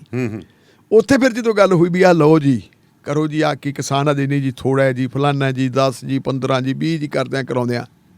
ਫਿਰ ਪ੍ਰਤਾਪ ਸਿੰਘ ਬਾਜਵਾ ਬੋਲਦਾ, ਮਹਾਰਾਜ ਸਾਹਿਬ ਇਹ ਮਹਾਰਾਜ ਹੈ, ਇਹ ਮਹਾਰਾਜ ਬੜੇ ਦਲੇਰ ਆਦਮੀ ਹੈ, ਇਹ ਮਹਾਰਾਜ ਸਾਹਿਬ ਸੀ ਜਿਨ੍ਹਾਂ ਨੇ ਪਾਣੀਆਂ ਦਾ ਰਾਖਾ, ਜਿਹਨੇ ਪਾਣੀਆਂ ਦੀ ਰਾਖੀ ਕੀਤੀ ਹੈ, ਕਰੋ ਜੀ। ਪਰ ਇਹ ਕੀ ਹੈ? ਕਹਿੰਦੇ ਚਲੋ ਜੀ ਐਂ ਕਰੋ, ਫਿਰ ਚਲੋ ਹਰਿਆਣੇ ਦੇ ਬਰਾਬਰ ਕਰ ਦਿਓ। ਇਹ ਹਰਿਆਣਾ ਕਹਿੰਦਾ ਜੀ ਜਦੋਂ ਕਰ ਨਹੀਂ ਲੱਗਿਓ ਹਰਿਆਣੇ ਤੋਂ ਵੱਧ ਕਰ ਦਿਓ। ਹਰਿਆਣੇ ਦੇ ਵਿੱਚ 348 ਰੁਪਏ 58 ਉਹ ਕਹਿੰਦੇ ਜੀ 2 ਰੁਪਏ ਵੱਧ ਹੀ ਕਰ ਦਿਓ। ਕਹਿੰਦੇ ਲੋਕ ਕਰਤੇ 360। ਔਰ ਦਾਨੇ ਵਾਲੀਆ ਸਾਹਿਬ, ਕੱਲ ਤੁਸੀਂ ਜਿਹੜੀ ਦੇਖਣ ਵਾਲੀ ਚੀਜ਼ ਹੈ, ਪਿਛਲੇ 9 ਮਹੀਨਿਆਂ ਦੀ ਹਿਸਟਰੀ ਕੱਢ ਕੇ ਦੇਖ ਲਓ, ਕਿਸਾਨਾਂ ਦੀ ਹਾਲਤ ਮਾਯੂਸੀ ਕਿੰਨੀ ਹੈ। ਰੋਹ ਵੀ ਹੈ ਉਹਨਾਂ 'ਚ, ਮਾਯੂਸੀ ਵੀ ਕਿੰਨੀ ਹੈ। ਠੰਡੀਆਂ ਤੱਤੀਆਂ ਰਾਤਾਂ ਦੇ ਵਿੱਚ ਵੀ ਰਹਿੰਦੇ ਆ, ਪਾਣੀ ਵੀ ਡਿੱਗਦਾ ਉੱਤੇ, ਮੀਂਹਾਂ ਝਨੇਰੀਆਂ 'ਚ ਵੀ ਖੁਰਦੇ ਆ, ਉਹਨਾਂ 'ਤੇ ਹਮਲੇ ਵੀ ਹੁੰਦੇ। ਉਹ ਦਿੱਲੀ ਦੀਆਂ ਸਰਹੱਦਾਂ 'ਤੇ ਬੈਠੇ ਹੈ। ਤੇ ਕੱਲ ਮੇਰੇ ਖਿਆਲ ਮੈਂ ਆਪਣੀ ਜ਼ਿੰਦਗੀ ਦੇ ਵਿੱਚ 65-66 ਸਾਲ ਦੀ ਉਮਰ ਦੇ ਵਿੱਚ ਦੇਖਿਆ ਨਹੀਂ ਕਿ ਜਦੋਂ ਕੋਈ ਮੁੱਖ ਮੰਤਰੀ ਇਸ ਤਰ੍ਹਾਂ ਐਲਾਨ ਕਰਦਾ ਹੈ ਤੇ ਕਿਸਾਨ ਆਗੂ, ਸਭ ਤੋਂ ਵੱਡਾ ਕਿਸਾਨ ਆਗੂ ਦੇ ਮੂੰਹ ਦੇ ਵਿੱਚ ਲੱਡੂ ਪਾ ਰਿਹਾ ਕਿ ਤੇਰਾ ਮੂੰਹ ਮਿੱਠਾ ਕਰਾਉਣਾ ਮੈਂ। ਔਰ ਉੱਥੇ ਜਿਹੜਾ ਹੈਗੇ ਆ ਜਿੰਦਾਬਾਦ ਦੇ ਨਾਰੇ ਲੱਗੇ ਅੰਦਰ, ਤੇ ਬਾਹਰ ਆ ਕੇ ਜਦੋਂ ਫੋਨ ਕਰਤਾ ਵੀ ਭਾਈ ਆਪਣਾ ਸਮਝੌਤਾ ਹੋ ਗਿਆ, ਦੇਤਾ ਆਪਾਂ ਨੂੰ 360, 15 ਦਿਨਾਂ ਦੇ ਵਿੱਚ ਬਕਾਇਆ ਵੀ ਹੋ ਜਾਊਗਾ। ਤੇ ਫਿਰ ਜਦ ਦੇਖੋ ਜੀ, ਜਿਹੜੇ ਜਿੱਥੇ ਨਾਕੇ ਲੱਗੇ ਹੋਏ ਸੀ, ਨਾਕਿਆਂ ਤੇ ਕਿਸਾਨਾਂ ਨੇ ਭੰਗੜੇ ਪਾਏ। ਇਹ ਚੀਜ਼ ਅਜਿਹੀ ਸੀ ਜਿਹਨੂੰ ਕੈਸ਼ ਕਰਾ ਸਕਦੀ ਸੀ ਕਾਂਗਰਸ ਪਾਰਟੀ, ਜਿਹਨੂੰ ਕੈਸ਼ ਕਰਾ ਸਕਦਾ ਸੀ ਨਵਜੋਤ ਸਿੰਘ ਸਿੱਧੂ। ਨਵਜੋਤ ਸਿੰਘ ਸਿੱਧੂ ਨੇ ਟਵੀਟ ਕੀਤਾ ਕਿ ਦਿਓ ਜੀ ਦਿਓ, ਟਵੀਟ ਕਰੀ ਜਾਂਦੇ, ਲੇਕਿਨ ਜਿੱਥੇ ਹੋਣਾ ਚਾਹੀਦਾ ਸੀ ਨਵਜੋਤ ਸਿੰਘ ਉੱਥੇ ਨਹੀਂ। ਜਿੱਥੇ ਸੁਖਜਿੰਦਰ ਰੰਧਾਵਾ ਜਿਹੜਾ ਕੋਆਪਰੇਟਿਵ ਦਾ ਮਿਨਿਸਟਰ ਹੈ, ਜਿਹਦਾ ਡਿਪਾਰਟਮੈਂਟ ਹੈ, ਉਹ ਵੀ ਨਹੀਂ ਆਇਆ। ਆ ਗਿਆ ਆਖਰ ਦੇ ਉੱਤੇ ਆ ਗਿਆ, ਲੇਕਿਨ ਆ ਕੇ ਜਿਹੜੀ ਮੁੱਖ ਮੰਤਰੀ ਵਾਲੀ ਕੁਰਸੀ ਹੈ ਉਹਦੀ ਬਜਾਏ ਚੌਥੀ ਕੁਰਸੀ ਤੇ ਬੈਠਾ ਸੀ, ਜਿਹਨੇ ਮੂਹਰੇ ਬੈਠਣਾ ਸੀ, ਜਿਹੜਾ ਮੰਚ ਸੰਚਾਲਕ ਹੁੰਦਾ ਸੀ। ਕੱਲ ਵਾਲਾ ਜਿਹੜਾ ਇਹ ਸਿਲਸਿਲਾ ਉਹਦੇ ਵਿੱਚੋਂ ਖੱਟਿਆ ਕੀ ਨੇ, ਇਹ ਤਾਂ ਬਾਅਦ ਪਤਾ ਲੱਗੂ, ਵੋਟਾਂ ਪੈਂਦੀਆਂ ਨਹੀਂ ਪੈਂਦੀਆਂ। ਲੇਕਿਨ ਆਪਣੇ ਕਿਸਾਨ ਹਤੈਸ਼ੀ ਹੋਣ ਦਾ ਜਿਹੜਾ ਹੈਗਾ ਸਰਟੀਫਿਕੇਟ ਕਿਸਾਨ ਲੀਡਰਸ਼ਿਪ ਤੋਂ ਕੱਲ ਕੈਪਟਨ ਅਮਰਿੰਦਰ ਸਿੰਘ ਨੇ ਲੈ ਲਿਆ। ਪਹਿਲਾਂ ਵੀ ਇਸ ਚੀਜ਼ ਦੀ ਚਰਚਾ ਸੀ ਵੀ ਸਾਨੂੰ ਦਿੱਲੀ ਪਹੁੰਚਾਉਣ ਵਾਲਾ ਇਹੀ ਹੈ। ਔਰ ਜਿਹੜੀ ਮੇਰੀ ਇਨਫੋਰਮੇਸ਼ਨ ਹੈ ਹੁਣ, ਮੇਰੀ ਇਨਫੋਰਮੇਸ਼ਨ ਇੱਕ ਹੋਰ ਬੜੀ ਜ਼ਬਰਦਸਤ ਹੈ। ਰਾਤ ਬਹੁਤ ਦੇਰ ਤੱਕ ਬੀਜੇਪੀ ਦੇ ਵੱਡੇ ਲੀਡਰਾਂ ਦੀ ਇੱਕ ਕੇਂਦਰੀ ਵਜ਼ੀਰ ਦੇ ਘਰੇ ਮੀਟਿੰਗ ਹੋਈ ਹੈ, ਸੁਬਾਹ 2 ਵਜੇ ਤੱਕ। ਉਸ ਮੀਟਿੰਗ ਦੇ ਵਿੱਚ ਉਹ ਕਹਿੰਦੇ ਵੀ ਹੁਣ ਕਰੀਏ ਕੀ। ਯੂਪੀ ਵੀ ਆ ਗਈ ਤੇ ਉੱਤਰਾਖੰਡ ਵੀ ਆ ਗਿਆ, ਪੰਜਾਬ ਤਾਂ ਉਹਨਾਂ ਨੂੰ ਪਤਾ ਵੀ ਸਾਡੇ ਕੋਲ ਹੈ ਨਹੀਂ। ਯੂਪੀ ਤੇ ਉੱਤਰਾਖੰਡ ਨੂੰ ਜਿੱਤੀਏ ਕਿਵੇਂ। ਉੱਥੇ ਗੰਨੇ ਦਾ ਭਾਅ ਵਧਾਤਾ, 290 ਕਰਤਾ ਹੁਣ 290 ਕੇਂਦਰ ਨੇ 290 ਕਰਤਾ। ਹੁਣ 290 ਤੱਕ ਲੈ ਜਾਓ, ਸਾਨੂੰ ਕੋਈ ਇਤਰਾਜ਼ ਨਹੀਂ। 290 ਨਹੀਂ ਕਰਤਾ। ਉਹ ਕਹਿੰਦੇ ਵੀ ਆਪ ਜਿਹੜੇ ਜੱਟ ਬਾਬੇ ਆ ਇਹਨਾਂ ਨੂੰ ਬਰਿਆਓ। ਹੁਣ ਜੇ ਜੱਟ ਬਾਬਿਆਂ ਦੀ ਮੰਗਦੇ ਆ 390, ਸੌਰੀ ਮੈਂ ਗਲਤ ਕਹੀ, 390, ਹਾਂ। ਜੇ ਤਾਂ ਜੱਟ ਬਾਬਿਆਂ ਦੀ ਸਿੱਧੀ ਮਤਲਬ ਜਿਹੜੀ ਹੈਗੀ ਆ ਉਹ ਡਿਮਾਂਡ ਪ੍ਰਵਾਨ ਕਰਦੇ ਆ ਕਿ ਲਓ ਜੀ ਤੁਹਾਡੇ ਜਿਹੜੇ ਹੈਗੇ ਕਾਲੇ ਕਾਨੂੰਨ ਖਤਮ, ਫਿਰ ਤਾਂ ਇਹ ਹੋ ਜਾਊਗਾ ਵੀ ਧੌਣ ਤੇ ਗੋਡਾ ਰੱਖ ਕੇ ਤੇ ਕਰਵਾ ਲਿਆ। ਇਹ ਮੋਦੀ ਹੈ ਤਾਂ ਮੁਮਕਿਨ ਹੈ, ਸੰਭਵ ਨਹੀਂ ਕਿ ਮੋਦੀ ਦੇ ਹੁੰਦੇ ਆ ਕਹਿ ਦੇਣ ਕਿ ਸਾਡੀ ਧੌਣ ਤੇ ਗੋਡਾ ਕੋਈ ਹੋਰ ਰੱਖ ਦੂ ਜੀ। ਹੁਣ ਆ ਕੇ ਗੱਲ ਖੜ ਕਿੱਥੇ ਗਈ? ਖੜ ਇੱਥੇ ਗਈ ਕਿ ਯਾਰ ਖਹਿੜਾ ਛਡਾ ਲਈਏ, ਕੋਈ ਕਮੇਟੀ ਬਣਾ ਲਓ। ਹੁਣ ਖਹਿੜਾ ਛਡਾਉਣ ਦੇ ਮਾਮਲੇ ਦੇ ਵਿੱਚ ਜਿਹੜੀ ਮੁੱਖ ਭੂਮਿਕਾ ਕਹਿੰਦੇ ਜਿਹੜੀ ਸ਼ਨਾਖਤ ਕੀਤੀ ਹੈ ਵੀ ਕੌਣ ਬੰਦਾ ਕਰ ਸਕਦਾ ਹੈ ਜੀ, ਉਹਦੇ ਚ ਕਹਿੰਦੇ ਵੀ ਬੀਜੇਪੀ ਦੀ ਹਾਈ ਕਮਾਂਡ ਕਹਿੰਦੀ ਵੀ ਜੇ ਇਸ ਕੰਮ ਦੇ ਵਿੱਚ ਕੈਪਟਨ ਅਮਰਿੰਦਰ ਸਿੰਘ ਦੀਆਂ ਸੇਵਾਵਾਂ ਲੈ ਲਈਆਂ ਜਾਣ, ਅੱਛਾ ਜੀ, ਤੇ ਇਹ ਬਿਹਤਰ ਰਹੂਗਾ। ਕਿ ਕੰਪਰੋਮਾਈਜ਼ ਕਰਵਾਤਾ। ਅੱਛਾ ਜੀ। ਉਹ ਕੰਪਰੋਮਾਈਜ਼ ਦੇ ਵਿੱਚ ਕੀ ਹੈ ਕਿ ਜਿਹੜਾ MSPI ਨੂੰ ਕਾਨੂੰਨੀ ਗਰੰਟੀ ਦੇ ਦਿੱਤੀ ਹੈ, ਕਿਉਂਕਿ RSS ਦਾ ਜਿਹੜਾ ਕਿਸਾਨ ਵਿੰਗ ਹੈ ਉਹਨੇ ਵੀ ਧਮਕੀ ਦਿੱਤੀ ਅੱਛਾ, ਕਿ ਜੇ ਤੁਸੀਂ ਮਤਲਬ ਇਹ ਮਹੀਨੇ ਦੇ ਵਿੱਚ ਇਸ ਮਾਮਲੇ ਦਾ ਕੋਈ ਹੱਲ ਨਾ ਕੱਢੋਗੇ ਤਾਂ ਅਗਲੇ 8 ਸਤੰਬਰ ਤੋਂ ਅਸੀਂ ਵੀ ਐਜੀਟੇਸ਼ਨ ਸ਼ੁਰੂ ਕਰਾਂਗੇ। ਅੱਛਾ ਜੀ। ਜੇ RSS ਦਾ ਸੰਗਠਨ ਵੀ ਐਜੀਟੇਸ਼ਨ ਸ਼ੁਰੂ ਕਰਨ ਨੂੰ ਤਿਆਰ ਹੈ ਤੇ ਉਹ ਕਾਹਦੀ ਖਾਤਰ ਤਿਆਰ ਹੈ? ਯੂਪੀ ਤੇ ਉੱਤਰਾਖੰਡ ਲਈ ਤਿਆਰ ਹੈ ਕਿ ਕਿਸਾਨਾਂ ਦੇ ਵਿੱਚ ਇਹ ਪ੍ਰਭਾਵ ਜਾਵੇ ਵੀ RSS ਅਸੀਂ ਵੀ ਬੈਠੇ ਹਾਂ। ਹੁਣ ਉਹ ਕਹਿੰਦੇ ਵੀ ਇਹਦੇ ਚ ਇਹਨਾਂ ਨੂੰ ਕਾਨੂੰਨੀ ਰਾਈਟ ਦੇ ਦਿਓ MSP ਨੂੰ, ਨਾਲ ਕਹਿੰਦੇ ਵੀ ਇਹਨਾਂ ਨੂੰ ਪਾ ਦਿਓ ਠੰਡੇ ਵਾਸਤੇ ਚ, ਬਈ ਇਹਨੂੰ ਛੱਡ ਦਿਓ ਜੀ, ਇਹ ਅਗਲੀ ਸਰਕਾਰ ਕਰੂਗੀ। ਇਹ ਜਿਹਾ ਕੁਛ ਕਰਕੇ ਤੇ ਆਪਣਾ ਖਹਿੜਾ ਛਡਵਾ ਲਓ। ਅਗਰ ਇਹ ਕੁਛ ਹੁੰਦਾ ਤਾਂ ਇਹਦੇ ਵਿੱਚ ਵੀ ਇਹਦਾ ਬਹੁਤ ਵੱਡਾ ਬੈਨੀਫਿਟ ਜਾਣਾ, ਜਿਹਦਾ ਬੈਨੀਫਿਟ ਲੈ ਸਕਦਾ ਸੀ ਨਵਜੋਤ ਸਿੰਘ। ਕੱਲ ਜਿਹੜੀ ਹੈ ਮੈਂ ਜੇ ਸ਼ੁਰੂ ਚ ਆਪਾਂ ਗੱਲ ਕੀਤੀ ਕਿ ਵੇਲੇ ਦੀ ਨਮਾਜ਼ ਤੇ ਕਵੇਲੇ ਦੀਆਂ ਟੱਕਰਾਂ। ਅਗਲੀ ਗੱਲ ਦਾਨੇਵਾਲੀਆ ਸਾਹਿਬ ਮੈਨੂੰ ਹੁਣ ਇਹ ਕਹਿਣੀ ਪੈਣੀ ਹੈ ਕਿ ਅਮਰਿੰਦਰ ਸਿੰਘ ਜਿਹੜਾ ਹੈ ਕਿਸਮਤ ਦਾ ਤਾਂ ਨਹੀਂ, ਇਹ ਆਪਾਂ ਨੂੰ ਮੰਨਣੀ ਪੈਣੀ ਹੈ ਗੱਲ, ਕੋਈ ਮੰਨੋ ਨਾ ਮੰਨੋ। ਮੈਂ ਕੈਪਟਨ ਅਮਰਿੰਦਰ ਸਿੰਘ ਦੇ ਬੜੇ ਉਤਰਾਅ ਚੜਾਅ ਦੇਖੇ। ਅਮਰਿੰਦਰ ਸਿੰਘ 1980 ਦੇ ਵਿੱਚ ਲੋਕ ਸਭਾ ਦਾ ਮੈਂਬਰ ਬਣਦਾ ਹੈ ਜੀ, ਪਟਿਆਲੇ ਤੋਂ। 1980 ਦੇ ਵਿੱਚ ਪੰਜਾਬ ਦੇ ਵਿੱਚ ਕਾਂਗਰਸ ਪਾਰਟੀ ਦੀ ਸਰਕਾਰ ਬਣਦੀ ਹੈ ਦਰਬਾਰਾ ਸਿੰਘ ਦੀ ਅਗਵਾਈ 'ਚ। ਪੰਜਾਬ ਦੇ ਵਿੱਚ ਇੱਕ ਇਨਸੀਡੈਂਟ ਹੁੰਦੀ ਹੈ, ਕੁਝ ਲੋਕ ਬੱਸ ਚੋਂ ਕੱਢ ਕੇ ਮਾਰਤੇ ਸੀ, 5-6 ਮੇਰਾ ਖਿਆਲ ਢਿੱਲਮਾਂ ਮਾਰੇ ਸੀ ਕਪੂਰਥਲਾ ਜ਼ਿਲ੍ਹੇ 'ਚ। ਤੇ ਨਤੀਜਾ ਇਹ ਹੋਇਆ ਸੀਗਾ ਕਿ ਜਿਹੜੀ ਹੈਗੀ ਅਸੈਂਬਲੀ ਸਸਪੈਂਡ ਕਰਤੀ ਸੀ, ਦਰਬਾਰਾ ਸਿੰਘ ਨੂੰ ਲਾਤਾ ਸੀ। ਅਸੈਂਬਲੀ ਸਸਪੈਂਡ ਕਰਤੀ, ਇੱਥੇ ਗਵਰਨਰੀ ਰਾਜ ਲੱਗ ਗਿਆ ਜੀ। ਗਵਰਨਰੀ ਰਾਜ ਲੱਗਣ ਤੋਂ ਬਾਅਦ ਵੀ ਕੀਤਾ ਕੀ ਜਾਵੇ। ਜਿਹੜੀ ਮੇਰੀ ਇਨਫੋਰਮੇਸ਼ਨ ਜਿਹੜੀ ਹੈਗੀ ਉਸ ਵੇਲੇ ਦੇ ਲੀਡਰਾਂ ਨੇ ਮੈਨੂੰ ਦਿੱਤੀ, ਬੜਾ ਵੱਡਾ ਲੀਡਰ ਹੁੰਦਾ ਸੀ ਸਰਦਾਰ ਗੁਰਨਾਮ ਸਿੰਘ ਸੇਮਾ ਜੀ। ਸਾਂਝੇ ਜ਼ਿਲ੍ਹੇ ਦੀ ਜਦੋਂ ਮਾਨਸਾ, ਬਠਿੰਡਾ ਤੇ ਫਰੀਦਕੋਟ ਇੱਕ ਜ਼ਿਲ੍ਹਾ ਹੁੰਦਾ ਸੀ, ਉਦੋਂ ਉਹ ਕਾਂਗਰਸ ਦਾ ਪ੍ਰਧਾਨ ਰਿਹਾ ਤੇ ਲਗਾਤਾਰ 19 ਸਾਲ ਰਿਹਾ ਜੀ। ਗਿਆਨੀ ਜੈਲ ਸਿੰਘ, ਦਰਬਾਰਾ ਸਿੰਘ, ਬੇਅੰਤ ਸਿੰਘ, 3 ਮੁੱਖ ਮੰਤਰੀਆਂ ਦੇ ਨਾਲ ਹੈ। ਉਹਦੀ ਦਰਬਾਰਾ ਸਿੰਘ ਨਾਲ ਬੜੀ ਬਣਦੀ ਸੀ ਤੇ ਦਰਬਾਰਾ ਸਿੰਘ ਉਹਨਾਂ ਦਿਨਾਂ ਦੇ ਵਿੱਚ ਕਾਂਗਰਸ ਵਰਕਿੰਗ ਕਮੇਟੀ ਦਾ ਮੈਂਬਰ ਸੀ ਜੀ। ਕੈਪਟਨ ਅਮਰਿੰਦਰ ਸਿੰਘ ਦੀ ਮਾਤਾ ਰਾਜ ਮਾਤਾ ਮਹਿੰਦਰ ਕੌਰ, ਸਰਦਾਰ ਹਰਚਰਨ ਸਿੰਘ ਬਰਾੜ ਦੀ ਮਿਸਿਸ ਗੁਰਵਿੰਦਰ ਕੌਰ ਬਰਾੜ ਜੀ, ਤੇ ਇੱਕ ਜਿਹੜੀ ਹੈਗੀ ਆਪਣੀ ਮਹਾਰਾਣੀ ਜੈਪੁਰ, ਮਹਾਰਾਣੀ ਗਾਇਤਰੀ ਦੇਵੀ ਜੀ, ਤੇ ਬੀਬੀ ਇੰਦਰਾ ਗਾਂਧੀ। ਇਹ ਇੱਕੇ ਟਾਈਮ ਦੇ ਉੱਤੇ ਚਾਰੇ ਰਾਜ ਸਭਾ ਦੀਆਂ ਮੈਂਬਰਾਂ ਹੁੰਦੀਆਂ ਸੀ ਜੀ, ਤੇ ਚਾਰਾਂ ਦੀ ਦੋਸਤੀ ਬਹੁਤ ਵਧੀਆ ਸੀ। ਹੋਇਆ ਕਿ ਬਾਕੀ ਤਿੰਨਾਂ ਨੇ ਇੰਦਰਾ ਗਾਂਧੀ ਤੇ ਪ੍ਰੈਸ਼ਰ ਬਿਲਡ ਕੀਤਾ, ਦੋਵਾਂ ਨੇ, ਗਾਇਤਰੀ ਦੇਵੀ ਨੇ ਤੇ ਮਿਸਿਸ ਬਰਾੜ ਨੇ ਜੀ, ਕਿ ਮਹਿੰਦਰ ਕੌਰ ਦਾ ਬੇਟਾ ਹੈ ਤੇ ਤੁਸੀਂ ਉੱਥੇ ਅਸੈਂਬਲੀ ਭੰਗ ਕੀਤੀ ਹੋਈ ਹੈ, ਆਪਾਂ ਰਾਜਸੀ ਅਮਲ ਸ਼ੁਰੂ ਕਰੀਏ, ਪੰਜਾਬ ਦੀ ਗੜਬੜ ਬੜੀ ਹੋਈ ਹੈ, ਇਸ ਕਰਕੇ ਤੁਸੀਂ ਇਹਨੂੰ ਮੁੱਖ ਮੰਤਰੀ ਕਿਉਂ ਨਾ ਬਣਾ ਦਿਓ ਜੀ। ਬਰਾੜ ਬੱਚਾ ਹੈ ਤੇ ਸੰਤ ਪਿੰਡਰਾਲੇ ਵੀ ਬਰਾੜ ਹੈ ਤੇ ਆਪਣੀ ਇਹ ਗੱਲ ਚੱਲ ਜੂਗੀ। ਉਹ ਕਹਿੰਦੇ ਠੀਕ ਹੈ ਜੀ। ਉਹਨੇ ਕਿਹਾ ਜੀ ਰਾਜੀਵ ਗਾਂਧੀ ਨਾਲ ਗੱਲ ਕਰ ਲਓ। ਰਾਜੀਵ ਗਾਂਧੀ ਇਹਨਾਂ ਦਾ ਸਕੂਲੀ ਮਿੱਤਰ ਸੀਗਾ ਹੀ ਸੀਗਾ। ਅਖੀਰ ਕਹਿੰਦੇ ਵੀ ਇਹ ਫੈਸਲਾ ਹੋ ਗਿਆ, ਕਹਿ ਦਿੱਤਾ ਆਪਣੀ ਨੇ ਇੰਦਰਾ ਗਾਂਧੀ ਨੇ ਵੀ ਤੁਸੀਂ ਆਪਣੇ ਇਲਾਕੇ ਦੇ ਵਿੱਚ ਇੱਕ ਵੱਡੀ ਰੈਲੀ ਕਰੋ ਤੇ ਜਿੱਥੇ ਆ ਮਹਾਰਾਜ ਹੈ ਜੀ, ਮਹਾਰਾਜ ਦੇ ਵਿੱਚ ਜਿੱਥੇ ਜੰਗ ਹੋਈ ਸੀ, 6ਵੇਂ ਪਾਤਸ਼ਾਹ ਨੇ ਲੜੀ ਸੀ, ਇਸ ਜੰਗ ਵਾਲੀ ਜਗ੍ਹਾ ਦੇ ਉੱਤੇ ਜਿਹੜਾ ਗੁਰਦੁਆਰਾ ਸਾਹਿਬ ਹੈ, ਕਿਹੜਾ ਗੁਰਦੁਆਰਾ ਕਹਿੰਦੇ ਇਹਨੂੰ, ਚਿੜੀ ਵਾਲਾ, ਹਾਂ, ਉੱਥੇ ਜਿਹੜਾ ਹੈਗਾ ਬਹੁਤ ਵੱਡੀ ਖੁੱਲੀ ਥਾਂ ਪਈ ਸੀ ਤੇ ਕਾਰ ਸੇਵਾ ਚੱਲਦੀ ਹੁੰਦੀ ਸੀ। ਇੱਥੇ ਰੱਖ ਲਿਆ ਜੀ ਵੀ ਸਿੱਧੂ ਭਾਈਚਾਰੇ ਦੀ ਮੀਟਿੰਗ ਕਰ ਲਓ। ਇਹਨਾਂ ਨੇ ਇਹ ਲੇਕ ਵਿਊ ਹੈ ਜਿਹੜਾ ਕੈਪਟਨ ਅਮਰਿੰਦਰ ਸਿੰਘ ਨੇ ਇੱਥੇ ਆ ਕੇ ਮੀਟਿੰਗ ਕੀਤੀ। ਬਾਬਾ ਅਜੀਤ ਸਿੰਘ ਪੂਲਾ ਉਹਨਾਂ ਦਿਨਾਂ ਦੇ ਵਿੱਚ ਤਖਤ ਸ੍ਰੀ ਦਮਦਮਾ ਸਾਹਿਬ ਦੇ ਜਥੇਦਾਰ ਹੁੰਦੇ ਸੀ, ਉਹਨਾਂ ਨੂੰ ਵੀ ਬੁਲਾ ਲਿਆ ਵੀ ਆਓ ਜੀ ਸਾਰਾ ਕੁਝ ਕਰੋ ਕਰਾਓ, ਕਿਉਂਕਿ ਗੁਰਨਾਮ ਸਿੰਘ ਸੇਮਾ ਦਾ ਸਨੇਹ ਸੀ ਦਰਬਾਰਾ ਸਿੰਘ ਨਾਲ। ਜਦੋਂ ਦਰਬਾਰਾ ਸਿੰਘ ਨੂੰ ਇਹ ਪਤਾ ਲੱਗ ਗਿਆ ਕਿ ਮੇਰੀ ਥਾਂ ਦੇ ਉੱਤੇ ਅਮਰਿੰਦਰ ਸਿੰਘ ਬੈਠ ਰਿਹਾ ਹੈ ਤੇ ਆਪਣੇ ਤਾਂ ਮੁੜ ਕੇ ਪੈਰ ਨਹੀਂ ਲੱਗਣੇ, ਦਰਬਾਰਾ ਸਿੰਘ ਨੇ ਫਿਰ ਆਪਣੇ ਬੰਦਿਆਂ ਨੂੰ ਕਹਿਤਾ ਕਿ ਇਹਦਾ ਰਾਹ ਰੋਕੋ। ਤੇ ਦਾਨੇਵਾਲ ਸਾਹਿਬ ਫਿਰ ਉਦੋਂ ਰਾਹ ਰੋਕਿਆ। ਮੈਂ ਉਹ ਖਬਰ ਛਾਪੀ ਸੀ, ਖਬਰ ਉਹ ਮੈਥੋਂ ਪ੍ਰਕਾਸ਼ਿਤ ਕਰਵਾਈ ਸੀ। ਇਹਨਾਂ ਨੇ ਇੱਕ ਰੈਜੂਲੇਸ਼ਨ ਪਾਸ ਕੀਤਾ ਜ਼ਿਲ੍ਹਾ ਕਾਂਗਰਸ ਕਮੇਟੀ ਵੱਲੋਂ ਕਿ ਜੀ ਕਾਂਗਰਸ ਪਾਰਟੀ ਸੈਕੂਲਰ ਪਾਰਟੀ ਹੈ, ਜਾਤਾਂ ਧਰਮਾਂ ਗੋਤਾਂ ਤੇ ਵਿਸ਼ਵਾਸ ਨਹੀਂ ਕਰਦੀ। ਅਮਰਿੰਦਰ ਸਿੰਘ ਇਹ ਕੀ ਕਰ ਰਿਹਾ ਇੱਥੇ ਆ ਕੇ, ਗਲਤ ਹੈ। ਇੱਕ ਤਾਂ ਇਹ ਗੱਲ ਮਾੜੀ ਹੈ, ਇਹਦਾ ਵਿਰੋਧ ਕਰਦੇ ਹਾਂ। ਦੂਜੀ ਡਿਊਟੀ ਲਾਤੀ ਗੁਰਨਾਮ ਸਿੰਘ ਸੇਮਾ ਦੀ ਕਿ ਤੂੰ ਇਹ ਚਿੱਠੀ ਦੇ ਕੇ ਆਉਣੀ ਹੈ ਸੋਨੀਆ ਗਾਂਧੀ ਇੰਦਰਾ ਗਾਂਧੀ ਨੂੰ। ਉਹਨਾਂ ਨੇ ਜੀ ਟਾਈਮ ਲੈਤਾ ਦਰਬਾਰਾ ਸਿੰਘ ਨੇ, ਤੇ ਉਹ ਜਦੋਂ ਗਿਆ ਉਹ ਕਹਿੰਦਾ ਉਹਨੇ ਜਾ ਕੇ ਇੰਦਰਾ ਗਾਂਧੀ ਨੂੰ ਕਿਹਾ ਦੇਖੋ ਜੀ ਉੱਥੇ ਹੈਗੀ ਚੱਲਦੀ ਹੈ ਕਾਰ ਸੇਵਾ। ਕਾਰ ਸੇਵਾ ਕਰਨ ਵਾਲੇ ਲੋਕ ਜਿਹੜੇ ਹੈਗੇ ਉਹ ਦਮਦਮੀ ਟਕਸਾਲ ਦੇ ਲੋਕ ਆ, ਸੰਤਾਂ ਦੇ ਨੇੜੇ ਦੇ ਭਿੰਡਰਾਂ ਵਾਲੇ ਦੇ। ਤੇਰਾ ਬੇਟਾ ਉੱਥੇ ਚਲਾ ਗਿਆ, ਜੇ ਉਹਨਾਂ ਨੇ ਕਿਡਨੈਪ ਕਰ ਲਿਆ ਤੇ ਕਹਿੰਦਾ ਖਾਲਿਸਤਾਨ ਦਾ ਵੀ ਐਲਾਨ ਕਰਤੇ ਫਿਰ ਹੋਊਗਾ ਕੀ। ਸੰਜੇ ਗਾਂਧੀ ਦੀ ਮੌਤ ਪਹਿਲਾਂ ਹੋਈ ਸੀ, ਉਹਨੇ ਕਹਿੰਦਾ ਨਹੀਂ ਰੈਲੀ ਰੱਦ ਕਰ ਦਿਓ, ਉਹ ਰੈਲੀ ਰੱਦ ਕਰਵਾਤੀ ਸੀ। ਇਹਦੇ ਪੈਰ ਨਹੀਂ ਤਾਂ ਇਹਦੇ ਚੀਫ ਮਿਨਿਸਟਰ ਉਦੋਂ 80 82 83 'ਚ ਬਣ ਜਾਣਾ ਸੀ, ਉਹ ਕੰਮ ਗਿਆ। 84 'ਚ ਆਪਰੇਸ਼ਨ ਬਲੂ ਸਟਾਰ ਹੋ ਗਿਆ। ਆਪਰੇਸ਼ਨ ਬਲੂ ਸਟਾਰ ਤੋਂ ਬਾਅਦ ਇਹਨੇ ਪਾਰਲੀਮੈਂਟ ਤੋਂ ਵੀ ਇਸਤੀਫਾ ਦਿੱਤਾ ਔਰ ਇਹਨੇ ਕਾਂਗਰਸ ਤੋਂ ਵੀ ਇਸਤੀਫਾ ਦਿੱਤਾ। ਫਿਰ ਹੋਇਆ ਕੀ ਜੀ, 85 'ਚ ਅਕਾਲੀ ਦਲ ਨੇ ਟਿਕਟ ਦਿੱਤੀ ਤਲਵੰਡੀ ਸਾਬੋ ਤੋਂ ਜੀ, MLA ਬਣ ਗਿਆ, ਖੇਤੀਬਾੜੀ ਵਜ਼ੀਰ ਬਣ ਗਿਆ। ਉਹ ਤੋਂ ਬਾਅਦ 85 ਤੋਂ ਪੈਰ ਉਖੜੇ, ਫਿਰ ਆ ਕੇ ਜਿਹੜਾ ਹੈ ਜੀ ਅਕਾਲੀ ਦਲ ਦੇ ਉੱਤੇ ਬਾਦਲ ਸਾਹਿਬ ਦਾ ਕਬਜ਼ਾ ਹੋ ਗਿਆ।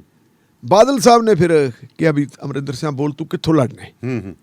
ਇਹ ਕਹਿੰਦਾ ਜੀ ਫਿਰ ਮੈਨੂੰ ਬਠਿੰਡਾ ਟਿਕਟ ਦੇ ਦਿਓ ਜੀ। ਟਿਕਟ ਦੇਤੀ ਬਠਿੰਡੇ ਦੀ। ਅੱਛਾ ਜੀ। ਅਮਰਿੰਦਰ ਸਿੰਘ ਬਠਿੰਡੇ ਆ ਗਿਆ ਨੋਮੀਨੇਸ਼ਨ ਪੇਪਰ ਫਾਈਲ ਕਰਨ ਵਾਸਤੇ। ਆਪਣੇ ਗੁਆਂਢ ਦੇ ਵਿੱਚ ਹੀ ਇੱਥੇ ਹਰਿੰਦਰ ਸਿੰਘ ਜੌੜਕੀਆਂ ਦਾ ਇਹਦੇ ਘਰੇ ਇੱਥੇ ਆ ਕੇ ਕਾਗਜ਼ ਭਰੀ ਜਾਂਦੇ ਸੀ, ਤੇ ਨਾਲ ਦੀ ਨਾਲ ਪਤਾ ਲੱਗਿਆ ਕਿ ਆਫੀਸ਼ੀਅਲ ਕੈਂਡੀਡੇਟ ਤਾਂ ਡਿਕਲੇਅਰ ਕਰਤਾ ਚਰਨਜੀਤ ਲਾਲ ਗਰਗ। ਮਤਲਬ ਅਕਾਲੀ ਦਲ ਨੇ ਟਿਕਟ ਨਹੀਂ ਦਿੱਤੀ ਸੀ ਤੇ ਕੈਪਟਨ ਅਮਰਿੰਦਰ ਸਿੰਘ ਕਿੱਥੇ ਚਲਾ ਗਿਆ, ਹਾਸ਼ੀਏ ਤੇ। ਜਮਾ ਖਤਮ ਹੋ ਗਿਆ 97 ਵਿੱਚ। ਲੋਕ ਕਹਿੰਦੇ ਸੀ ਅਮਰਿੰਦਰ ਸਿੰਘ ਨਾਂ ਦੀ ਤਾਂ ਕੋਈ ਚੀਜ਼ ਹੀ ਹੈ ਨਹੀਂ। ਇਹੋ ਜਿਹਾ ਹੋਇਆ ਕਿ 1 ਸਾਲ ਬਾਅਦ ਕਾਂਗਰਸ ਜੁਆਇਨ ਕਰ ਲਈ, ਕਾਂਗਰਸ ਦਾ ਪ੍ਰਧਾਨ ਬਣ ਗਿਆ। ਪ੍ਰਧਾਨ ਬਣਨ ਤੋਂ ਬਾਅਦ 2002 ਦੀ ਇਲੈਕਸ਼ਨ ਹੁੰਦੀ ਹੈ, ਕਾਂਗਰਸ ਪਾਰਟੀ ਵੀ ਹਾਸ਼ੀਏ ਤੇ ਚਲੀ ਗਈ ਸੀ। 2002 'ਚ ਮੁੱਖ ਮੰਤਰੀ ਬਣਦਾ ਹੈ ਔਰ ਹੋਇਆ ਕਿ ਪੰਜਾਬ ਦੇ ਵਿੱਚ ਕਾਂਗਰਸ ਦੀ ਬਹਾਲੀ ਤੋਂ ਬਾਅਦ ਕਾਂਗਰਸ ਦੇਸ਼ ਦੇ ਵਿੱਚ ਵੀ ਬਹਾਲ ਹੋ ਗਈ। 2004 ਦੇ ਵਿੱਚ ਜਿਹੜੀ ਹੈ ਕਿ ਤੁਹਾਡੀ ਸਰਕਾਰ ਬਣ ਗਈ UPA 1 ਦੀ। ਫਿਰ ਤੁਸੀਂ ਉਹ ਤੋਂ ਬਾਅਦ ਦੇਖੋ ਕਿ 2007 ਦੀ ਇਲੈਕਸ਼ਨ ਹੁੰਦੀ ਹੈ। 2007 ਦੀ ਇਲੈਕਸ਼ਨ 'ਚ ਮਾਲਵੇ 'ਚ ਬਹੁਤ ਵੱਡਾ ਰਿਸਪੌਂਸ ਮਿਲਿਆ, ਲੇਕਿਨ ਬਾਕੀ ਥਾਵਾਂ ਤੋਂ ਨਾ ਮਿਲਿਆ, ਚੋਣ ਹਾਰ ਗਈ। 2009 'ਚ ਪਾਰਲੀਮੈਂਟ ਦੀ ਚੋਣ ਹੁੰਦੀ ਹੈ। ਪਾਰਲੀਮੈਂਟ ਦੀ ਚੋਣ ਵੇਲੇ ਕੰਪੇਨ ਕਮੇਟੀ ਦੇ ਚੇਅਰਮੈਨ ਵਜੋਂ ਪੰਜਾਬ ਦੇ ਵਿੱਚੋਂ ਦੇਖੋ ਕਾਂਗਰਸ ਪਾਰਟੀ ਦੀ ਪਰਫਾਰਮੈਂਸ ਬਹੁਤ ਸ਼ਾਨਦਾਰ ਸੀ। 12 ਦੀ ਚੋਣ ਫਿਰ ਹੁੰਦੀ ਹੈ, ਫਿਰ ਹਾਰ ਗਿਆ ਕੈਪਟਨ ਅਮਰਿੰਦਰ ਸਿੰਘ, ਫਿਰ ਹਾਸ਼ੀਏ ਤੇ, ਪ੍ਰਧਾਨਗੀ ਤੋਂ ਵੀ ਲਾਤਾ, ਸਾਰਾ ਕੁਛ ਲਾਤਾ। ਕੀ ਹੋਇਆ 14 ਦੇ ਵਿੱਚ ਕਹਿੰਦੇ ਜੀ ਅਰੁਣ ਜੇਤਲੀ ਦੇ ਖਿਲਾਫ ਤੁਸੀਂ ਚੋਣ ਲੜੋ। ਅਰੁਣ ਜੇਤਲੀ ਦੇ ਖਿਲਾਫ ਚੋਣ ਲੜੀ, ਲਾਈ ਤਾਂ ਉਂਗਲ ਸੀ। ਅਰੁਣ ਜੇਤਲੀ ਦੇ ਖਿਲਾਫ ਚੋਣ ਲੜੀ ਤੇ ਬੰਦਾ ਨਾਲ ਦੀ ਨਾਲ ਜਿਹਦਾ ਜਿਹੜਾ ਮਤਲਬ ਐਨ ਬਿਲਕੁਲ ਧਰਤੀ ਦੱਬਿਆ ਪਿਆ ਸੀ, ਉੱਠ ਕੇ ਨਿਕਲਿਆ, ਇੱਕ ਸਟਾਰ ਬਣ ਗਿਆ। ਫਿਰ ਕਾਂਗਰਸ ਪਾਰਟੀ ਦਾ ਪ੍ਰੈਜ਼ੀਡੈਂਟ ਵੀ ਬਣ ਗਿਆ ਤੇ 17 ਦੇ ਵਿੱਚ ਚੋਣ ਆ ਗਈ। ਪਾਰਲੀਮੈਂਟ ਦਾ ਪੰਜਾਬ ਦਾ ਮੁੱਖ ਮੰਤਰੀ ਬਣ ਗਿਆ। ਮੈਂ ਰਾਤ ਇੱਕ ਡਿਬੇਟ ਦੇਖ ਰਿਹਾ ਸੀ ਇੱਕ ਨੈਸ਼ਨਲ TV ਤੇ। ਮਿਸਟਰ ਚਾਹਾ ਇੱਕ ਕਾਂਗਰਸ ਦੇ ਸਪੋਕਸਪਰਸਨ ਹੈ, ਉਹਨੇ ਮੰਨਿਆ ਉੱਥੇ, ਉਹ ਕਹਿੰਦਾ 2017 ਦੀ ਚੋਣ ਪੰਜਾਬ ਦੇ ਵਿੱਚ ਕਾਂਗਰਸ ਪਾਰਟੀ ਨੇ ਨਹੀਂ ਜਿੱਤੀ। ਮੈਂ ਉਦੋਂ ਵੀ ਸਪੋਕਸਮੈਨ ਸੀ, ਅੱਜ ਵੀ ਸਪੋਕਸਮੈਨ ਹੈ। ਉਹ ਚੋਣ ਜਿੱਤੀ ਸੀ ਕੈਪਟਨ ਅਮਰਿੰਦਰ ਸਿੰਘ ਦੇ ਨਾਲ, ਇਹ ਅਸੀਂ ਉਹ ਜਿੱਤੀ ਸੀ। ਫਿਰ 2019 ਲੈ ਲਓ, 2019 ਦੇ ਵਿੱਚ ਵੀ ਕਾਂਗਰਸ ਪਾਰਟੀ ਨੂੰ ਜਿਹੜਾ ਵਿਰੋਧੀ ਧਿਰ ਦਾ ਰੁਤਬਾ ਨਹੀਂ ਮਿਲਿਆ, ਪਰ ਪੰਜਾਬ ਦੇ ਵਿੱਚੋਂ ਫਿਰ ਸੀਟਾਂ ਵੱਧ। ਫਿਰ ਤੁਸੀਂ ਮਿਊਨਿਸਪੈਲਿਟੀ ਦੀਆਂ ਚਲੋ ਇਹਨਾਂ ਨੂੰ ਛੱਡ ਦਿਓ, ਪਰ ਇਹਦਾ ਛੋਟੀਆਂ ਗੱਲਾਂ। ਹੁਣ ਤੁਸੀਂ ਦੇਖੋ ਵੀ ਇਸ ਵੇਲੇ ਦੀ ਜਿਹੜੀ ਸਥਿਤੀ ਹੈ, ਇਸ ਵੇਲੇ ਕਿੱਥੇ ਪਹੁੰਚ ਗਈ ਗੱਲ। ਜਿੱਦੇ ਨਵਜੋਤ ਸਿੰਘ ਸਿੱਧੂ ਪ੍ਰਧਾਨ ਬਣਿਆ, ਲੋਕ ਕਹਿੰਦੇ ਗਿਆ ਕੈਪਟਨ ਗਿਆ, ਤੇ ਉਹ ਕਹਿੰਦੇ ਹੁੰਦੇ ਵੀ 100 ਜਿਉਂਦੇ ਭਗਤਾਂ ਨਾਲੋਂ 100 ਮੁਰਦੇ ਭਗਤਾਂ ਨਾਲੋਂ ਇੱਕ ਜਿਉਂਦਾ ਜ਼ਾਲਮ ਚੰਗਾ। ਤੇ ਕਈ ਵਾਰੀ ਫਿਰ ਸਲਾਹਕਾਰ ਇਹੋ ਜਿਹੇ ਲੱਗ ਜਾਂਦੇ ਹੈ। ਸਲਾਹਕਾਰ ਆਜ਼ਾਦ ਵਿਚਾਰਾਂ ਦੇ ਬੰਦੇ ਹੈ। ਮੈਂ ਸਲਾਹਕਾਰਾਂ ਦਾ ਕੋਈ ਕਸੂਰ ਨਹੀਂ ਕੱਢਦਾ, ਆਜ਼ਾਦ ਵਿਚਾਰਾਂ ਦੇ ਬੰਦੇ ਆ। ਮਾਲੀ ਸਾਹਿਬ ਤੇ ਡਾਕਟਰ ਸਾਹਿਬ ਗਰਗ ਸਾਹਿਬ, ਉਹ ਆਪਣੀ ਜਿਹੜੇ ਵਿਚਾਰਾਂ ਦਾ ਪ੍ਰਗਟਾਵਾ ਪਹਿਲਾਂ ਵੀ ਆਜ਼ਾਦੀ ਨਾਲ ਕਰਦੇ, ਅੱਜ ਵੀ ਕਰਦੇ ਰਹਿਣਗੇ। ਉਹਨਾਂ ਨੂੰ ਕੋਈ ਬੰਨ ਨਹੀਂ ਸਕਦਾ। ਨਵਜੋਤ ਸਿੰਘ ਸਿੱਧੂ ਨੂੰ ਪਤਾ ਨਹੀਂ ਕਿਹਨੇ ਇੱਕ ਗਾਈਡ ਕਰਤਾ ਵੀ ਤੁਸੀਂ ਉਹਨਾਂ ਨੂੰ ਆਪਣੇ ਸਲਾਹਕਾਰ ਰੱਖ ਲਓ। ਹੁਣ ਆਪਣੀ ਗੱਲ ਕਹਿੰਦੇ, ਉਹ ਗੱਲ ਸਾਰੀ ਦੀ ਸਾਰੀ ਪੁੱਠੀ ਪੈ ਗਈ। ਔਰ ਉਹ ਪੁੱਠੀ ਇਸ ਕਦਰ ਤੱਕ ਪੈ ਗਈ ਕਿ ਦਿੱਲੀ ਦੇ ਸਰਕਲ ਦੇ ਵਿੱਚ, ਅੱਜ ਮੇਰੀ ਇੱਕ ਬਹੁਤ ਵੱਡੇ ਪੱਤਰਕਾਰ ਨਾਲ ਸਵੇਰੇ ਗੱਲ ਹੋਈ ਦਿੱਲੀ ਦੇ ਕਹਿੰਦੇ ਸਾਰੇ ਪੋਲੀਟੀਕਲ ਸਰਕਲ ਦੇ ਵਿੱਚ ਇੱਕ ਤਸਵੀਰ ਘੁੰਮ ਰਹੀ ਹੈ।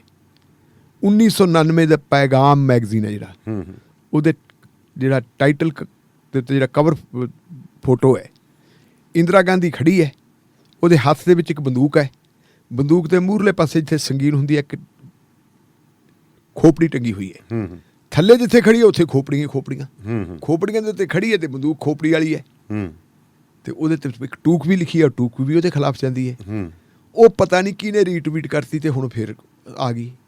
ਹੁਣ ਉਹ ਜਿਹੜੀ ਹੈਗੀ ਹੈ, ਕਿਉਂਕਿ ਐਡਵਾਈਜ਼ਰ ਹੈ, ਐਡਵਾਈਜ਼ਰ ਇੰਡੀਵਿਜੂਅਲ ਕਪੈਸਿਟੀ ਦੇ ਵਿੱਚ ਹੈ। ਕਹਿੰਦੇ ਇਹਦੀ ਪੁੱਛ ਪੜਤਾਲ ਵੀ ਕੀਤੀ ਸੀ ਹਰੀਸ਼ ਰਾਵਤ ਨੇ ਵੀ ਤੁਸੀਂ ਸਿੱਧੂ ਸਾਹਿਬ ਤੁਹਾਡਾ ਐਡਵਾਈਜ਼ਰ ਕੀ ਕਰੀ ਜਾਂਦਾ? ਕਹਿੰਦਾ ਜੀ ਆਜ਼ਾਦ ਬੰਦੇ ਹੋ ਤਾਂ ਆਪਦੀ ਗੱਲ ਕਰਦੇ ਹੋ। ਕਹਿੰਦਾ ਆਜ਼ਾਦ ਨਹੀਂ ਦੇ, ਤੁਸੀਂ ਜਿਹੜਾ ਉਹਨੂੰ ਨਿਯੁਕਤੀ ਪੱਤਰ ਦਿੱਤਾ ਉਹ ਕਾਂਗਰਸ ਪਾਰਟੀ ਦੇ ਲੈਟਰ ਹੈਡ ਤੇ ਦਿੱਤਾ। ਜਦੋਂ ਲੈਟਰ ਹੈਡ ਤੇ ਦਿੰਦੇ ਤਾਂ ਬੰਦਾ ਉਹ ਹੋ ਗਿਆ ਇਸ ਕਰ। ਉਹਦਾ ਸਿਲਸਿਲਾ ਇਹ ਹੋ ਗਿਆ ਕਿ ਜਿਹੜਾ ਕੈਪਟਨ ਅਮਰਿੰਦਰ ਸਿੰਘ 2 ਮਹੀਨੇ ਪਹਿਲਾਂ ਇਹ ਲੱਗਦਾ ਸੀ ਗਿਆ, ਤੇ ਪਰ ਅੱਜ ਹੁਣ ਬਿਆਨ ਆ ਗਿਆ ਜੀ ਰਾਵਤ ਦਾ, ਕਹਿੰਦਾ 222 ਦੀਆਂ ਜਿਹੜੀਆਂ ਚੋਣਾਂ ਨੇ ਉਹ 222 ਦੀਆਂ ਸੌਰੀਆਂ ਅਮਰਿੰਦਰ ਸਿੰਘ ਦੀ ਅਗਵਾਈ 'ਚ ਲੜੀਆਂ ਜਾਣ। ਫਿਰ ਮੈਂ ਹੋਰ ਕੀ ਕਹਿ ਰਿਹਾ? ਮੈਂ ਆਹੀ ਤਾਂ ਗੱਲ ਕਹਿ ਰਿਹਾ ਕਿ ਵੇਲੇ ਦੀ ਨਮਾਜ਼ ਵੇਲੇ ਦੀਆਂ ਟੱਕਰਾਂ। ਤੇ ਦੂਜੀ ਗੱਲ ਮੈਂ ਜਿਹੜੀ ਕਹਿੰਦੀ ਸੀ ਕਿ ਕਿਸਮਤ ਦਾ ਬੰਦਾ ਧਨੀ ਹੋਵੇ, ਪਤਾ ਨਹੀਂ ਕੀ ਹੋਵੇ, ਤੇ ਰਿਜ਼ਲਟ ਤਾਂ ਜਿਹੜਾ ਹੈਗਾ ਇੱਕ ਟੋਬੇ ਮੀਂਗਣਾ, ਪਤਾ ਨਹੀਂ ਕੀ ਬਣਾ, ਕਿਹਨੇ ਵੋਟਾਂ ਪਾਉਣੀਆਂ, ਕਿਹਨੇ ਜਿਤਾਉਣਾ, ਕਿਹਨੇ। ਲੇਕਿਨ ਜਿਹੜਾ ਕੈਪਟਨ ਕੱਲ ਬੀਤੇ ਦੀ ਗੱਲ ਬਣ ਗਿਆ ਸੀ, ਅੱਜ ਉਹ ਕੈਪਟਨ ਫਿਰ ਹੀਰੋ ਹਰਾ ਹੋ ਗਿਆ। ਉਹ ਹਰਾ ਹੋ ਗਿਆ। ਹੁਣ ਜਿਹੜੇ ਬੰਦੇ ਅੱਜ ਮਤਲਬ ਬਗਾਵਤ ਕਰਕੇ ਗਏ ਸੀ, ਬਗਾਵਤ ਕਰਨ ਵਾਲਿਆਂ 'ਚ ਉਹਨਾਂ ਦੀ ਸਥਿਤੀ ਕੀ ਹੋਣੀ ਹੈ? ਪਰ ਤੁਸੀਂ ਇਹ ਗੱਲ ਦੇਖੋ ਕਿ ਕੱਲ ਕੈਪਟਨ ਦੇ ਖਿਲਾਫ ਜਦੋਂ ਕਹਿੰਦੇ 30-32 ਬੰਦਿਆਂ ਨੇ ਬਗਾਵਤ ਕਰਤੀ, ਆਪਾਂ 28 ਕਹਿ ਰਹੇ, 30-32 ਬੰਦਿਆਂ ਦੀ ਬਗਾਵਤ ਤੋਂ ਬਾਅਦ ਵੀ ਉਹ ਮਤਲਬ ਹੈ ਵੀ ਬੇਫਿਕਰ ਜਿਹਾ ਹੋ ਕੇ ਆਪਦਾ ਕੰਮ ਕਰੀ ਜਾਂਦੇ, ਕਿਸਾਨਾਂ ਨਾਲ ਗੱਲ ਕਰੀ ਜਾਂਦੇ। ਸੋ ਆਪਣੇ ਆਪ ਦੇ ਵਿੱਚ ਜਿਹੜੇ ਨੇ ਮਤਲਬ ਹੈ ਆਪਾਂ ਇਹ ਕਹਾਂਗੇ ਕਿ ਜਿਹੜੇ ਵਿਰੋਧੀ ਹੈ ਨਾ ਉਹਨਾਂ ਦੇ ਪਾਰਟੀ ਦੇ ਅੰਦਰਲੇ ਵਿਰੋਧੀ, ਉਹ ਪਾਰਟੀ ਦੇ ਅੰਦਰਲੇ ਵਿਰੋਧੀਆਂ ਨੇ ਜਿਹੜਾ ਸਮਾਂ ਗਲਤ ਚੁਣ ਲਿਆ। ਤੁਸੀਂ ਬਗਾਵਤ ਦੀ ਗੱਲ ਕਰਦੇ, ਬਗਾਵਤ ਤਾਂ ਫਿਰ ਆਮ ਆਦਮੀ ਪਾਰਟੀ 'ਚ ਵੀ ਉੱਠੀ ਖੜੀ ਆ। ਭਗਵੰਤ ਸਿੰਘ ਮਾਨ ਵੀ ਤੜੰਗ ਹੋਇਆ ਫਿਰਦਾ। ਮੈਂ ਪਹਿਲਾਂ ਤੁਹਾਨੂੰ ਕੀ ਕਿਹਾ ਸੀ, ਇੱਕ ਦਿਨ ਆਪਾਂ ਪ੍ਰੋਗਰਾਮ ਕਰਦੇ ਸੀ ਵੀ ਇਸ ਵੇਲੇ ਜਿਹੜੀ ਪੰਜਾਬ ਦੀ ਹਾਲਤ ਕੀ ਹੈ, ਇਹ ਪਤਾ ਹੀ ਨਹੀਂ। ਇਹ ਬਹੁਤ ਪੰਜਾਬ ਦੀ ਹਾਲਤ ਜਿਹੜੇ 3 ਪਾਰਟੀਆਂ ਮੇਨ, ਤੇ 3 ਪਾਰਟੀਆਂ ਦੇ ਜਿਹੜੇ ਪ੍ਰਧਾਨ ਹੈ, 3 ਪਾਰਟੀਆਂ ਦੇ ਪ੍ਰਧਾਨਾਂ 'ਚ ਵੀ ਕਮੇਡੀ ਸ਼ੋਅ ਬਹੁਤ ਵਧੀਆ ਹੁੰਦਾ ਹੈ। ਜੇ ਕਿਤੇ ਆਲ ਪਾਰਟੀ ਮੀਟਿੰਗ ਤਿੰਨਾਂ ਨੂੰ ਇਕੱਠੀ ਨੂੰ ਕਰਾ ਦੇ, ਮੇਰੇ ਖਿਆਲ ਮਨੋਰੰਜਨ ਦੀ ਤਾਂ ਕੋਈ ਕਸਰ ਨਹੀਂ ਰਹਿੰਦੀ। ਬਿਲਕੁਲ। ਜਦੋਂ ਸਰਦਾਰ ਸੁਖਬੀਰ ਸਿੰਘ ਬਾਦਲ ਬੋਲਣ ਲੱਗਦਾ ਹੈ ਤੇ ਲੋਕਾਂ ਦੇ ਢਿੱਡੀ ਪੀੜਾਂ ਪੈ ਜਾਂਦੀਆਂ, ਬੱਖੀਆਂ ਫੁੱਲ ਜਾਂਦੀਆਂ, ਉਹ ਸੀ ਜਾਂਦੇ ਹੈ। ਸਿੱਧੂ ਸਾਹਿਬ ਜਦੋਂ ਆਉਂਦੇ ਆ ਕੇ ਉਸ ਸਿੱਧੀ ਸਟੇਜ ਦੇ ਉੱਤੇ ਆਉਂਦੇ ਆ, ਤੇ ਐ ਜਦੋਂ ਹੱਥਾਂ ਨੂੰ ਲਾ ਲੈਂਦੇ ਆ ਥੁੱਕ, ਤੇ ਚਲੋ ਆਪਣੀ ਉਹ ਆਉਂਦੇ, ਤੇ ਕਈ ਵਾਰੀ ਤਾਂ ਐਂ ਲੱਗਦਾ ਤੁਸੀਂ ਸਿੱਧੂ ਸਾਹਿਬ ਵੀ ਜਿਵੇਂ ਕੌਡੀ ਪਾਉਣੀ ਹੁੰਦੀ ਹੈ, ਉਹਨਾਂ ਦੀ ਬਾਡੀ ਲੈਂਗੁਏਜ ਇਸ ਤਰ੍ਹਾਂ। ਤੇ ਭਗਵੰਤ ਸਿੰਘ ਮਾਨ ਤਾਂ ਚਲੋ ਕਮੇਡੀ ਕਲਾਕਾਰ ਹੈ ਹੀ ਹੈ। ਹੁਣ ਉਹ ਵਿਚਾਰਾ, ਮੈਂ ਉਹਦੀ ਕੱਲ ਇੱਕ ਸੁਣੀ ਸੀਗੀ, ਆਪਣੇ ਰਾਮ ਸਿੰਘ ਨੇ ਮੈਨੂੰ ਦਿੱਤੀ ਸੀਗੀ ਇੱਕ ਕਲਿੱਪ, ਇਹਦੇ ਕੋਲੇ ਆ ਗਈ ਸੀ, ਮੈਂ ਸੁਣੀ। ਉਹ ਕਹਿੰਦਾ ਯਾਰ ਦੱਸੋ ਮੇਰਾ ਕਸੂਰ ਕੀ ਹੈ? ਮੈਂ ਕਹਿੰਦਾ ਜਿੱਦਾਂ ਦਾ ਪਾਰਟੀ 'ਚ ਹੈ, ਮੈਂ ਪਾਰਟੀ ਲਈ ਦਿਨ ਰਾਤ ਕੰਮ ਕਰਦਾ, ਰੁਪਈਏ ਦਾ ਮੈਂ ਹਿਸਾਬ ਦਿੰਦਾ, ਜਿੱਥੇ ਪਾਰਟੀ ਕਹਿੰਦੀ ਹੈ ਕੰਮ ਕਰਦਾ। ਉਹਦੇ ਜਿਹੜੇ ਕੁਛ ਜਿਹੜੇ ਮਿੱਤਰ ਪਿਆਰੇ ਆ ਉਹ ਵੀ ਪੋਸਟਾਂ ਪਾਈ ਜਾਂਦੀਆਂ, ਵਿਦੇਸ਼ਾਂ 'ਚੋਂ ਵੀ ਪੋਸਟਾਂ ਪਾਈ ਜਾਂਦੇ। ਕਹਿੰਦੇ ਜੀ ਕਮੇਡੀ ਜਿਹੜੀ ਹੈਗੀ ਹੈ, ਹਿੰਦੀ ਦੇ ਵਿੱਚ ਬੋਲ ਕੇ ਕਮੇਡੀ ਕੀਤੀ ਕੇਜਰੀਵਾਲ ਦੇ ਹੱਕ 'ਚ, ਦਿੱਲੀ ਦੇ ਵੱਖ-ਵੱਖ ਥਾਵਾਂ 'ਤੇ, ਉੱਥੇ ਇਹਨਾਂ ਦੀ ਸਰਕਾਰ ਬਣਾਈ। ਭਗਵੰਤ ਮਾਨ ਕਹਿੰਦਾ ਵੀ 2017 ਦੀ ਚੋਣ ਆ ਗਈ, ਜਿਹੜੀ ਸਭ ਤੋਂ ਔਖੀ ਸੀਟ ਸੀ, ਮੈਨੂੰ ਕਹਿੰਦੇ ਵੀ ਤੂੰ ਜਾ ਕੇ ਉੱਥੇ ਲੜ, ਸੁਖਬੀਰ ਸਿੰਘ ਬਾਦਲ ਦੇ ਖਿਲਾਫ ਆਪਣੇ ਜਲਾਲਾਬਾਦ। ਕਹਿੰਦਾ ਮੈਂ ਉੱਥੇ ਲੜੀ। ਫਿਰ ਕਹਿੰਦਾ ਮੈਨੂੰ ਕਹਿੰਦੇ ਵੀ ਤੂੰ ਰੈਲੀਆਂ ਵੀ ਕਰਨੀਆਂ, ਸਵੇਰੇ 6 ਵਜੇ ਤੋਂ ਲੈ ਕੇ ਰਾਤ ਦੇ 10 ਵਜੇ ਤੱਕ ਮੈਂ ਰੈਲੀਆਂ ਕਰਦਾ ਰਿਹਾ। ਗਲੇ ਦਾ ਆਪਰੇਸ਼ਨ ਕੀ ਕਰਦਾ? ਤਾਂ ਆਪਾਂ ਦੇਖਿਆ ਡਿੱਗਦਾ ਤਾਂ ਫਿਰਦਾ ਸੀ। ਜਦੋਂ ਆਪਾਂ ਇੰਨਾ ਚ ਲੰਬੀ ਹਲਕੇ ਦੇ ਵਿੱਚ ਦੇਖਿਆ, ਉਹਦੇ ਭਗਵੰਤ ਦੀ ਹਾਲਤ ਕਿੱਡੀ ਮਾੜੀ ਸੀ, ਪਰ ਉਹ ਫਿਰ ਵੀ ਕੰਮ ਕਰਦਾ ਰਿਹਾ। ਉਹ ਕਹਿੰਦਾ ਯਾਰ ਅਜੇ ਤੱਕ ਮੇਰਾ ਨਾਂ ਹੀ ਨਹੀਂ ਅਨਾਊਂਸ ਕਰ ਰਹੇ ਵੀ ਮੁੱਖ ਮੰਤਰੀ ਦਾ ਚਿਹਰਾ ਹੋਊਗਾ। ਅੱਛਾ, ਮੈਂ ਉਹ ਦੇਖਿਆ ਅੱਜ ਇੱਕ ਉਹਨਾਂ ਦੇ ਬੰਦੇ ਦੀ ਗੱਲ, ਜਰਨੈਲ ਸਿੰਘ ਦੀ, ਉਹ ਕਹਿੰਦਾ ਜੀ ਅਜੇ ਚੋਣਾਂ ਨੇੜੇ ਆ ਗਈਆਂ ਤੇ ਕਰ ਦਿਆਂਗੇ। ਤੇ ਹੁਣ ਸਵਾਲ ਇਹ ਖੜਾ ਹੁੰਦਾ ਵੀ ਉੱਤਰਾਖੰਡ ਦੇ ਵਿੱਚ ਕਿਹੜਾ ਚੋਣਾਂ ਦੂਰ ਹੈ, ਪੰਜਾਬ ਦੇ ਨਾਲ ਹੀ ਉੱਥੇ ਵੀ ਕਰਤਾ। ਹੁਣ ਉਹ ਪ੍ਰਧਾਨ ਜੀ ਵੀ ਇਸ ਵੇਲੇ ਜਿਹੜੇ ਹੈ ਨਾ, ਮਤਲਬ ਜਿਹੜੇ ਹੈਗੇ ਆ ਗਮ 'ਚ ਹੈ। ਤੇ ਪ੍ਰਧਾਨ ਜੀ ਵੈਸੇ ਵੀ ਉਹਦੀ ਕਮੇਟੀ 'ਚ ਗੱਲਾਂ ਕਰਦਾ ਹੁੰਦਾ। ਭਗਵੰਤ ਸਿੰਘ ਮਾਨ ਆਪਣਾ ਦਾ ਬੇਲੀ ਆ ਵਿਚਾਰਾ ਵਧੀਆ, ਜਦੋਂ ਪਹਿਲਾਂ ਕਮੇਟੀ ਕਰਦਾ ਹੁੰਦਾ ਸੀ ਵੀ ਮਾਸਟਰਾਂ ਦੇ ਧਰਨੇ ਹੁੰਦੇ ਸੀ ਚੰਡੀਗੜ੍ਹ, ਤੇ ਬਾਪੂ ਮੇਰਾ ਰੋਜ਼ ਹੀ ਧਰਨੇ ਚੜਾਇਆ ਕਰੇ। ਤੇ ਬੇਬੇ ਕਹਿ ਦਿਆ ਕਰੇ ਘਰੇ, ਕਹਿੰਦੇ ਦਾਰੂ ਦੂਰੂ ਪੀ ਲੈਂਦਾ ਸੀ। ਬੇਬੇ ਕਹਿ ਦਿਆ ਕਰੇ ਚੰਗਾ ਤੇਰਾ ਬਾਪੂ ਧਰਨੇ 'ਚ ਗਿਆ, ਜਦੋਂ ਕਹਿੰਦਾ ਮੈਂ ਪ੍ਰੋਗਰਾਮ ਕਰਕੇ ਆਉਂਦਾ। ਤੇ ਫਿਰ ਪੁੱਛੇਗਾ ਉੱਥੇ ਧਰਨੇ 'ਚ ਜਾਂਦੇ ਕਿਉਂ ਸੀ? ਵੀ ਧਰਨੇ ਚੰਡੀਗੜ੍ਹ ਦੀ ਦਾਰੂ ਸਸਤੀ ਮਿਲ ਜਾਂਦੀ।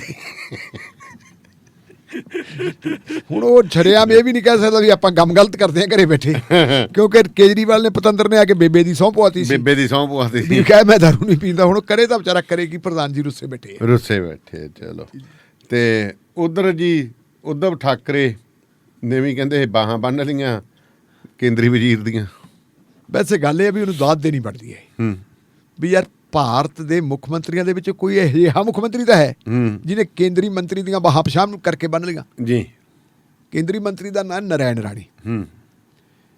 ਉਧਵ ਠਾਕਰੇ ਦੇ ਬਾਪ ਸ਼ਿਵ ਸੈਨਾ ਦੇ ਲੀਡਰ ਸੀ ਜੀ, ਸ਼ਿਵ ਸੈਨਾ ਦੇ ਫਾਊਂਡਰ ਸੀ। ਉਹਨਾਂ ਨੇ ਕਿਹਾ ਸੀ ਕਿ ਮੈਂ ਸ਼ਿਵ ਸੈਨਾ ਦਾ, ਮੇਰੀ ਸਰਕਾਰ ਬਣ ਸਕਦੀ ਹੈ ਪਾਰਟੀ ਦੀ, ਲੇਕਿਨ ਮੈਂ ਕਦੇ ਮੁੱਖ ਮੰਤਰੀ ਨਹੀਂ ਬਣੂਗਾ, ਕਦੇ ਮੈਂ ਇਲੈਕਸ਼ਨ ਨਹੀਂ ਲੜੂੰਗਾ। ਤੇ ਬਾਲਾ ਸਾਹਿਬ ਠਾਕਰੇ ਉਹਨਾਂ ਨੇ ਕਦੇ ਇਲੈਕਸ਼ਨ ਨਹੀਂ ਲੜੀ ਸੀ ਜੀ। ਉਹ ਤੋਂ ਬਾਅਦ ਇਹ ਬਾਪ ਤੋਂ ਬਾਅਦ ਪ੍ਰਧਾਨ ਬਣ ਗਏ। ਇਹਨੇ ਵੀ ਕਹਿਤਾ ਮੈਂ ਨਹੀਂ ਲੜੂਗਾ, ਲੇਕਿਨ ਹਾਲਾਤ ਇਹੋ ਜਿਹੇ ਬਣ ਗਏ ਕਿ ਮੁੱਖ ਮੰਤਰੀ ਬਣਨਾ ਪੈ ਗਿਆ। ਉਹ ਕਹਿੰਦੇ ਵੀ ਜਿਹੜਾ ਬੰਦਾ ਘੋੜੀ ਨਾ ਚੜਿਆ ਹੋਵੇ, ਜੇ ਉਹਨੂੰ ਘੋੜੀ ਤੇ ਚੜਾ ਦਈਏ ਤਾਂ ਕਈ ਵਾਰ ਲੱਤਾਂ ਬਾਹਾਂ ਚੜਾ ਲੈਂਦਾ ਬੰਦਾ, ਪਤਾ ਨਹੀਂ ਉਹਨੂੰ ਕਿਵੇਂ ਮਤਲਬ ਭਜਾਉਣਾ ਕਿਵੇਂ ਹੈ। ਇਹ ਵਿਚਾਰਾ ਘੋੜੀ ਤੇ ਚੜ ਗਿਆ, ਗੱਲਾਂ ਕਈ ਯਾਦ ਨਹੀਂ ਰਹਿੰਦੀਆਂ। 15 ਅਗਸਤ ਆ ਪਿੱਛੇ ਜੇ ਹੋ ਕੇ ਗਈ ਹੈ। 15 ਅਗਸਤ ਆਜ਼ਾਦੀ ਦਾ ਦਿਵਸ ਸੀ ਤੇ ਉਹ ਆਜ਼ਾਦੀ ਦੇ ਦਿਵਸ ਦੇ ਉੱਤੇ ਨਾ ਕਿਤੇ ਕਿੰਨੇ ਸਾਲਾਂ ਦੀ ਆਜ਼ਾਦੀ ਹੋਈ ਹੈ ਇਹ ਭੁੱਲ ਗਿਆ। ਅੱਛਾ, ਉਹ ਜਿਵੇਂ ਜਦੋਂ ਭੁੱਲ ਜੇ ਗਿਆ ਤੇ ਵੀ ਦੱਸੀ ਯਾਰ ਕੀ ਸੀ। ਇਹਦੇ ਤੇ ਕੋਈ ਸ਼ਬਦ ਹੈਗਾ ਉਹਦਾ, ਕੀ ਕਹਾਂਗੇ ਆਪਾਂ ਇਹਨੂੰ, ਮਰਾਠੀ ਸ਼ਬਦ ਦਾ ਭਾਸ਼ਾ ਦਾ ਸੀਗਾ ਤੇ ਉਹਦਾ ਕੋਈ ਮੈਨੂੰ ਤਾਂ ਸਮਝ ਨਹੀਂ ਆਈ ਕੀ ਹੈ, ਪਰ ਉਹਦਾ ਭਾਵ ਅਰਥ ਇਹ ਨਿਕਲਦਾ ਸੀ। ਇੱਕ ਤੇ ਨਾਰਾਇਣ ਰਾਣੇ ਜਿਹੜੀ ਇੱਕ ਇਹਨਾਂ ਨੇ ਚਲਾਈ ਹੋਈ ਹੈ ਕੰਪੇਨ ਚਲਾਈ ਹੋਈ ਹੈ, ਅਸ਼ੀਰਵਾਦ ਮੁਹਿੰਮ ਚਲਾਈ ਹੋਈ ਹੈ। ਉਹ ਅਸ਼ੀਰਵਾਦ ਮੁਹਿੰਮ ਦੇ ਵਿੱਚ ਅਸ਼ੀਰਵਾਦ ਲੈਂਦਾ ਫਿਰਦਾ ਸੀ ਮਹਾਰਾਸ਼ਟਰ। ਅੱਛਾ, ਕਿਸੇ ਥਾਂ ਤੇ ਉੱਥੇ ਲੈਣ ਗਿਆ ਅਸ਼ੀਰਵਾਦ ਤੇ ਉੱਥੇ ਪੱਤਰਕਾਰਾਂ ਨੇ ਪੁੱਛ ਲਿਆ ਜੀ ਆ ਸਾਨੂੰ ਵੀ ਦੱਸ ਦਿਓ ਵੀ ਆਪਣੇ ਮੁੱਖ ਮੰਤਰੀ ਸਾਹਿਬ ਤਾਂ ਭੁੱਲ ਗਏ ਸੀਗੇ ਜੀ। ਤੇ ਬਣਾ ਸਵਾਰ ਕੇ ਕਹਿੰਦਾ ਯਾਰ ਮੈਂ ਕੋਲੇ ਹੈ ਨਹੀਂ ਸੀ। ਜਿਹੜਾ ਬੰਦਾ ਕਹਿੰਦਾ ਆਜ਼ਾਦੀ ਦਿਵਸ ਨੂੰ ਭੁੱਲ ਗਿਆ, ਆਜ਼ਾਦੀ ਕਿੰਨੇ ਸਾਲਾਂ ਹੋ ਗਏ ਸਾਨੂੰ ਮਿਲੀ ਨੂੰ, ਕਿੰਨੇ ਸਾਲ ਹੋ ਗਏ ਇਹ ਯਾਦ ਨਹੀਂ। ਐਦੋਂ ਮਾੜੀ ਕੀ ਗੱਲ ਹੁੰਦੀ ਹੈ। ਕਹਿੰਦਾ ਜੇ ਮੈਂ ਕਾਸ਼ ਕੋਲੇ ਹੁੰਦਾ ਨਾ ਤੇ ਮੈਂ ਕਹਿੰਦਾ ਕੰਨ ਦੇ ਹੇਠਲੇ ਪਾਸੇ ਟਕਾ ਦੇਣਾ ਸੀ ਥੱਪੜ। ਹੁਣ ਬਾਲ ਠਾਕਰੇ ਦਾ ਮੁੰਡਾ ਹੋਵੇ ਉਧਵ ਠਾਕਰੇ, ਮੁੱਖ ਮੰਤਰੀ ਹੋਵੇ, ਸ਼ਿਵ ਸੈਨਾ ਦਾ ਹੋਵੇ ਪ੍ਰਧਾਨ, ਤੇ ਸ਼ਿਵ ਸੈਨਾ ਦਾ ਆਪਾਂ ਨੂੰ ਪਤਾ ਵੀ ਮਹਾਰਾਸ਼ਟਰ 'ਚ ਕਰਦੇ ਕੀ ਹੈ। ਉਹਨਾਂ ਨੇ ਤਾਂ ਜੀ ਹੇਠਲੀ ਉੱਤੇ ਚੱਕਤੀ। ਅੱਛਾ ਜੀ, ਜਿੱਥੇ ਕਿਤੇ ਦਾ ਬੀਜੇਪੀ ਦਾ ਦਫ਼ਤਰ ਸੀ ਉਹ ਭੰਨਤਾ, ਪੋਸਟਰਾਂ ਨੂੰ ਅੱਗਾਂ ਲਾ, ਬੈਂਕੇ ਬੁਰੇ ਹਾਲ ਤੇ ਬੈਂਕੇ ਦਿਹਾੜੇ ਦੇ ਤੇਰੇ ਦੀ ਲੈ ਤੇਰੇ ਦੀ, ਕਈ ਥਾਣਿਆਂ 'ਚ ਪਰਚੇ ਦਰਜ ਕਰਾਤੇ। ਇਹ ਫਿਰਦਾ ਉੱਥੇ ਸੀ, ਇਹਨੇ ਨਾਲ ਦੀ ਨਾਲ ਜ਼ਮਾਨਤ ਦੀ ਅਰਜੀ ਪਾਤੀ, ਅਦਾਲਤ ਨੇ ਜ਼ਮਾਨਤ ਦੀ ਅਰਜੀ ਰੱਦ ਕਰਤੀ। ਅੱਛਾ, ਤੇ ਉਦੋਂ ਬਾਅਦ ਪੁਲਿਸ ਵਾਲੇ ਗਏ, ਕਹਿੰਦੇ ਆਜੋ ਜੀ, ਫੜ ਲੈਂਦਾ, ਫੜ ਕੇ ਲਿਆ ਕੇ ਅਦਾਲਤ 'ਚ ਪੇਸ਼ ਕਰਤਾ ਜੀ। ਅਦਾਲਤ 'ਚ ਪੇਸ਼ ਕਰਤਾ, ਅਦਾਲਤ ਨੇ ਕਿਹਾ ਤਾਂ ਕੇਂਦਰੀ ਵਜ਼ੀਰ ਆ, ਚੱਲ ਕੋਈ ਗੱਲ ਨਹੀਂ, ਇਹਨੂੰ ਜਾਤੀ ਮਚਲ ਕੇ ਤੇ ਛੱਡ ਦਿੰਦੇ ਆ, ਇਹਨੂੰ ਕੋਈ ਜ਼ਰੂਰਤ ਨਹੀਂ ਜੁਡੀਸ਼ੀਅਲ ਰਿਮਾਂਡ ਤੇ ਭੇਜਣ ਦੀ। ਜੀ, ਉਹ ਕੁਛ 15,000 ਰੁਪਏ ਦੇ ਜਾਤੀ ਮਚਲ ਕੇ ਤੇ ਛੱਡਤਾ, ਨਾਲ ਹੁਕਮ ਦੇਤਾ ਵੀ ਭਾਈ ਜਾ ਕੇ ਸ਼ਾਮਲ ਤਫਤੀਸ਼ ਹੋਣਾ ਹੈ ਜੀ। ਜਿੱਥੇ ਜਿੱਥੇ ਤੇਰੇ ਤੇ ਮੁਕੱਦਮੇ ਆ ਜਿਹੜੇ ਥਾਣਿਆਂ 'ਚ, ਉਹਨਾਂ ਥਾਣਿਆਂ 'ਚ ਵੀ ਜਾ ਕੇ ਆਪਦੀ ਹਾਜ਼ਰੀ ਲਵਾਉਣੀ ਹੈ ਜੀ। ਹੁਣ ਹਾਜ਼ਰੀ ਭਰਨੀ ਪੈਣੀ। ਤਾਂ ਮੇਰੇ ਖਿਆਲ ਭਾਰਤ ਦੇ ਇਤਿਹਾਸ ਦੇ ਵਿੱਚ ਇਹ ਪਹਿਲਾ ਮੌਕਾ ਹੋਇਆ ਜਦੋਂ ਕਿਸੇ ਕੇਂਦਰੀ ਵਜ਼ੀਰ ਨੂੰ ਪੁਲਿਸ ਨੇ ਫੜਿਆ, ਬਾਹਾਂ ਬੰਨੀਆਂ ਹੋਣ। ਇਸ ਕਰਕੇ ਮਤਲਬ ਬਾਲਾ ਠਾਕਰੇ ਨੇ ਆਪਦੇ ਉਧਵ ਠਾਕਰੇ ਨੇ ਆਪਦੇ ਬਾਪ ਦੀ, ਬਾਲਾ ਠਾਕਰੇ ਦੀ ਜਿਹੜੀ ਜਿੱਦ ਆ ਉਹ ਪਗਾਤੀ। ਹਾਂਜੀ। ਤੇ ਇੱਕ ਢਿੱਲੋਂ ਸਾਹਿਬ ਉੱਥੇ ਸੁਪਰੀਮ ਕੋਰਟ ਦੇ ਅੱਗੇ ਦੋ ਮੀਆਂ ਬੀਬੀ ਨੇ ਆਪਦੇ ਆਪ ਤੇ ਤੇਲ ਪਾ ਕੇ ਆਤਮਦਾਹ ਕੀਤਾ ਸੀਗਾ। ਇੱਕ ਕੀ ਹੈ ਜੀ ਉਹਦੀ ਅਪਡੇਟ? ਵੈਸੇ ਆਪਾਂ ਉਹਦੇ 'ਚ ਖਿਮਾ ਜਾਚਨਾ ਕਰ ਲਈਏ, ਉਹ ਮੀਆਂ ਬੀਬੀ ਨਹੀਂ ਸੀ। ਅੱਛਾ ਜੀ, ਆਪਾਂ ਪਹਿਲਾਂ ਮੀਆਂ ਬੀਬੀ ਕਹਿਤਾ ਸੀ, ਅਸਲ ਦੇ ਵਿੱਚ ਉਹ ਦੋਸਤ ਸੀ। ਅੱਛਾ ਜੀ, ਇਹ ਲੜਕੀ ਜਿਹੜੀ ਹੈਗੀ ਹੈ ਸਟੂਡੈਂਟ ਲੀਡਰ ਹੁੰਦੀ ਸੀ। ਇਹਨੇ ਲੜੀ ਸੀ ਚੋਣ। ਅੱਛਾ ਜੀ, ਚੋਣ ਲੜਦੀ ਸੀ ਤੇ ਮਊ ਦੇ ਵਿੱਚ, ਜਿਹੜੀ ਮਊ ਜ਼ਿਲ੍ਹਾ ਹੈਗਾ ਯੂਪੀ ਦਾ, ਉੱਥੇ ਇੱਕ ਪਾਰਲੀਮੈਂਟਰੀ ਕੰਸਟੀਚੂਐਂਸੀ ਹੈ, ਉੱਥੋਂ ਦਾ ਇੱਕ MP ਹੈ ਮੇਰਾ ਖਿਆਲ ਅਤੁਲ ਰਾਏ ਕਿ ਅਰੁਣ ਰਾਏ ਕੁਛ ਉਹਦਾ ਇਹੋ ਜਿਹਾ ਨਾ ਹੈ। ਉਹ ਇਹ ਕੁੜੀ ਨੂੰ ਕਿਤੇ ਮੇਰਾ ਖਿਆਲ ਉਹਨਾਂ ਦੀ ਪਾਰਟੀ ਨੇ ਸਵਾਲ BSP ਦਾ ਉਹ ਇਹ ਕੁੜੀ ਨੂੰ ਪੈਸਿਆਂ ਦੀ ਲੋੜ ਪੈ ਗਈ ਇਲੈਕਸ਼ਨ ਦੇ ਵਿੱਚ। ਇਲੈਕਸ਼ਨ ਲੜਦੀ ਸੀ, ਕਹਿੰਦੀ ਜੀ ਮੈਨੂੰ ਕੁਛ ਪੈਸੇ ਦੇ ਦਿਓ। ਉਹਨੇ ਪੈਸੇ ਦਿੱਤੇ ਨੇ, ਇਲੈਕਸ਼ਨ ਤੇ ਲਾਤੀ। ਇਹ ਹੈਗੀ ਹੈ 2019 ਦੀ ਗੱਲ ਹੈ। ਅੱਛਾ ਜੀ, ਜੁਲਾਈ 2019 ਦੀ ਗੱਲ ਹੈ, ਜੂਨ ਜੁਲਾਈ ਦੀ ਮੇਰੇ ਖਿਆਲ ਉਹਨਾਂ ਦਿਨਾਂ ਦੀ, ਮਈ 2019 ਦੀ ਗੱਲ ਹੈ। ਤੇ ਉਹ ਤੋਂ ਬਾਅਦ ਜੀ ਇਹਨੇ ਉਸ ਕੁੜੀ ਨੂੰ ਰੇਪ ਕਰਤਾ MP ਨੇ। ਜਦੋਂ ਰੇਪ ਕਰਤਾ ਤੇ ਇਸ ਕੁੜੀ ਨੇ ਕਲੇਸ਼ ਪਾ ਲਿਆ, FIR ਦਰਜ ਕਰਾਤੀ ਉਹਦੇ ਖਿਲਾਫ। ਅੱਛਾ ਜੀ, ਇਹ ਮੁੰਡਾ ਜਿਹੜਾ ਨਾਲ ਆ ਉਹਦਾ ਦੋਸਤ ਸੀ, ਔਰ ਇਹ ਦੋਸਤ ਮਤਲਬ ਉਹਦੇ ਨਾਲ ਹੀ ਸੀ ਜਦੋਂ ਉਹਦੇ ਨਾਲ ਜਬਰੀ ਉਹਨੇ ਮਤਲਬ ਸੰਬੰਧ ਬਣਾਏ। ਅੱਛਾ ਜੀ, ਗਵਾਹ ਇਹ ਬਣ ਗਿਆ। ਇਹ ਗਵਾਹ ਬਣ ਗਿਆ। ਉਦੋਂ ਤੋਂ MP ਸਾਹਿਬ ਜਿਹੜੇ ਹੈ ਜੀ 2019 ਤੋਂ ਅੰਦਰ ਹੀ ਬੈਠੇ ਜੀ। ਅੱਛਾ, ਜ਼ਮਾਨਤ ਨਹੀਂ ਉਹਦੀ ਹੋਈ ਰੇਪ ਕੇਸ ਦੇ ਵਿੱਚ। ਹੁਣ ਸਿਸਟਮ ਇਹੋ ਜਿਹਾ ਕਿ ਉੱਥੇ ਬੜਾ ਕੁਛ ਹੋ ਜਾਂਦਾ ਹੈ। MP ਦੇ ਭਰਾ ਨੇ ਫਿਰ ਮੈਨੇਜ ਕੀਤਾ, ਪੁਲਿਸ ਵਾਲਿਆਂ ਨਾਲ ਗੱਲਬਾਤ ਕੀਤੀ, ਇਸ ਲੜਕੀ ਦੇ ਖਿਲਾਫ ਇੱਕ ਕੇਸ ਤਿਆਰ ਕੀਤਾ। ਅੱਛਾ ਜੀ, ਕੇਸ ਤਿਆਰ ਕਰਕੇ ਤੇ ਅਦਾਲਤ 'ਚ ਪਹੁੰਚ ਗਿਆ ਮਾਮਲਾ। ਅਗਾਂਹ ਜੱਜ ਸਾਹਿਬ ਵੀ ਜਿਹੜੇ ਇਹੋ ਜਿਹੇ ਸੀ, ਪਤਾ ਹੀ ਅੱਜ ਕੱਲ੍ਹ ਤਾਂ ਆਪਾਂ ਨੂੰ ਪਤਾ ਹੀ ਹੈ। ਉਹ ਕਹਿੰਦੇ ਜੀ ਜੱਜ ਸਾਹਿਬ ਅਪਰੋਚ ਹੋ ਗਏ, ਆਪਾਂ ਨਹੀਂ ਕਹਿੰਦੇ, ਉਹ ਕਹਿੰਦੇ ਉਹ ਜੱਜ ਸਾਹਿਬ ਨੇ ਜਿਹਦੇ ਗੈਰ ਜ਼ਮਾਨਤੀ ਵਾਰੰਟ ਜਾਰੀ ਕਰਤੇ। ਅੱਛਾ ਜੀ, ਇਹਨਾਂ ਨੇ ਆਪਣਾ ਹੱਲਾ ਕੀਤਾ ਵੀ ਸਾਡਾ ਕੁਛ ਨਾ ਕੁਛ ਹੋਵੇ, ਕੋਈ ਗੱਲ ਨਹੀਂ ਬਣੀ। ਅਖੀਰ ਦਿੱਲੀ ਆ ਗਏ। ਦਿੱਲੀ ਆ ਕੇ ਪਹਿਲਾਂ ਇਹਨਾਂ ਨੇ Facebook ਦੇ ਉੱਤੇ ਲਾਈਵ ਕੀਤਾ, ਆਪਣਾ ਬਣਾਈ ਉਹ ਵੀਡੀਓ ਬਣਾਈ ਵੀ ਅਸੀਂ ਐਂ ਕਰਕੇ ਆਏ ਹਾਂ, ਸਾਨੂੰ ਬੜਾ ਪੈਸਾ ਮਿਲਦਾ ਸੀ ਇਸ ਕੰਮ ਦੀ ਖਾਤਰ ਕਿ ਤੁਸੀਂ ਕੰਪਰੋਮਾਈਜ਼ ਕਰ ਲਓ। ਅਸੀਂ ਨਹੀਂ ਕੀਤਾ ਜੀ, ਅਸੀਂ ਲੜਾਈ ਲੜਨ ਵਾਲੇ ਬੰਦੇ ਹਾਂ, ਲੇਕਿਨ ਨਾ ਤਾਂ ਸਾਨੂੰ ਕਾਨੂੰਨ ਤੋਂ ਇਨਸਾਫ ਮਿਲ ਰਿਹਾ ਤੇ ਪੁਲਿਸ ਤੋਂ ਤਾਂ ਮਿਲਣਾ ਹੀ ਸੀ। ਹਾਂਜੀ, ਜੱਜ ਨੇ ਵੀ ਸਾਨੂੰ ਇਨਸਾਫ ਨਹੀਂ ਦਿੱਤਾ, ਜੱਜ ਨੇ ਵੀ ਸਾਡੇ ਨਾਲ ਬੇਇਨਸਾਫੀ ਕੀਤੀ ਹੈ। ਇਸ ਕਰਕੇ ਅਸੀਂ ਆਪਣੀ ਗੱਲ ਕਹਿਣ ਵਾਸਤੇ ਆਏ ਹਾਂ। ਸੁਪਰੀਮ ਕੋਰਟ ਦੇ ਅੰਦਰ ਦਾਖਲਾ ਹੁਣ ਤਾਂ ਅਲਟੀਮੇਟਲੀ ਜੀ ਫਿਰ ਦੋਨਾਂ ਨੇ ਆਪਣੇ ਤੇ ਪਾ ਕੇ ਤੇਲ ਜੀ। ਜਾਂ ਪੈਟਰੋਲ ਪਾ ਕੇ ਤੇ ਅੱਗ ਲਾ ਲਈ। ਕੁੜੀ 65% ਮੱਚ ਗਈ ਸੀ, 85% ਤੇ ਮੁੰਡਾ 65%। ਉਹ ਤੋਂ ਬਾਅਦ ਚੱਕ ਕੇ ਇਹਨਾਂ ਨੂੰ ਹਸਪੀਟਲ ਦਾਖਲ ਕਰਵਾਤਾ ਜੀ। ਹੁਣ ਉਹ ਮੁੰਡੇ ਦੀ ਤਾਂ ਮੌਤ ਹੈ ਜੀ ਜਿਹੜੀ ਪਿਛਲੇ ਸ਼ਨੀਵਾਰ ਨੂੰ ਹੋ ਗਈ ਸੀ ਤੇ ਕੁੜੀ ਦੀ ਮੰਗਲਵਾਰ ਨੂੰ ਕੱਲ ਹੋ ਗਈ। ਦੋਨੇ ਕੱਲ ਹੋ ਗਏ। ਹੁਣ ਇਹਨੂੰ ਅਸੀਂ ਕੀ ਕਹੀਏ, ਇਹਨੂੰ ਸਾਡੇ ਇਹ ਮਤਲਬ ਅਸੀਂ ਕਹਾਂਗੇ ਸਾਡੇ ਸਿਸਟਮ ਦੀਆਂ ਨਾਕਾਮੀਆਂ ਕਿ ਜਿੱਥੇ ਇਨਸਾਫ ਮੰਗਣ ਦੀ ਖਾਤਰ ਇਨਸਾਫ ਨਾ ਮਿਲਦਾ ਹੋਵੇ ਤੇ ਇਹ ਦੱਸਣ ਵਾਸਤੇ ਕਿ ਇਨਸਾਫ ਦੇ ਮੰਦਰ ਚੋਂ ਇਨਸਾਫ ਨਹੀਂ ਮਿਲਦਾ, ਤੇ ਜਿਹੜਾ ਸਭ ਤੋਂ ਵੱਡਾ ਮੰਦਰ ਹੈ ਉਹਦੇ ਸਾਹਮਣੇ ਜਾ ਕੇ ਉਹਨਾਂ ਨੂੰ ਆਤਮਦਾਹ ਕਰਨਾ ਪਿਆ। ਇਹ ਤੋਂ ਬਾਅਦ ਕਿਸਮਤ ਕੀ ਹੋਊਗੀ ਦੇਸ਼ ਦੀ। ਸੋ ਸ਼ੁਕਰੀਆ ਜੀ ਤੁਹਾਡਾ, ਮਿਹਰਬਾਨੀ। ਸੋ ਫਿਲਹਾਲ ਇੱਕ ਬ੍ਰੇਕ ਤੋਂ ਬਾਅਦ ਫਿਰ ਮਿਲਦੇ ਹਾਂ। ਜੁੜੇ ਰਹੋ ਰੇਡੀਓ ਪੰਜਾਬ ਟੁਡੇ ਦੇ ਨਾਲ।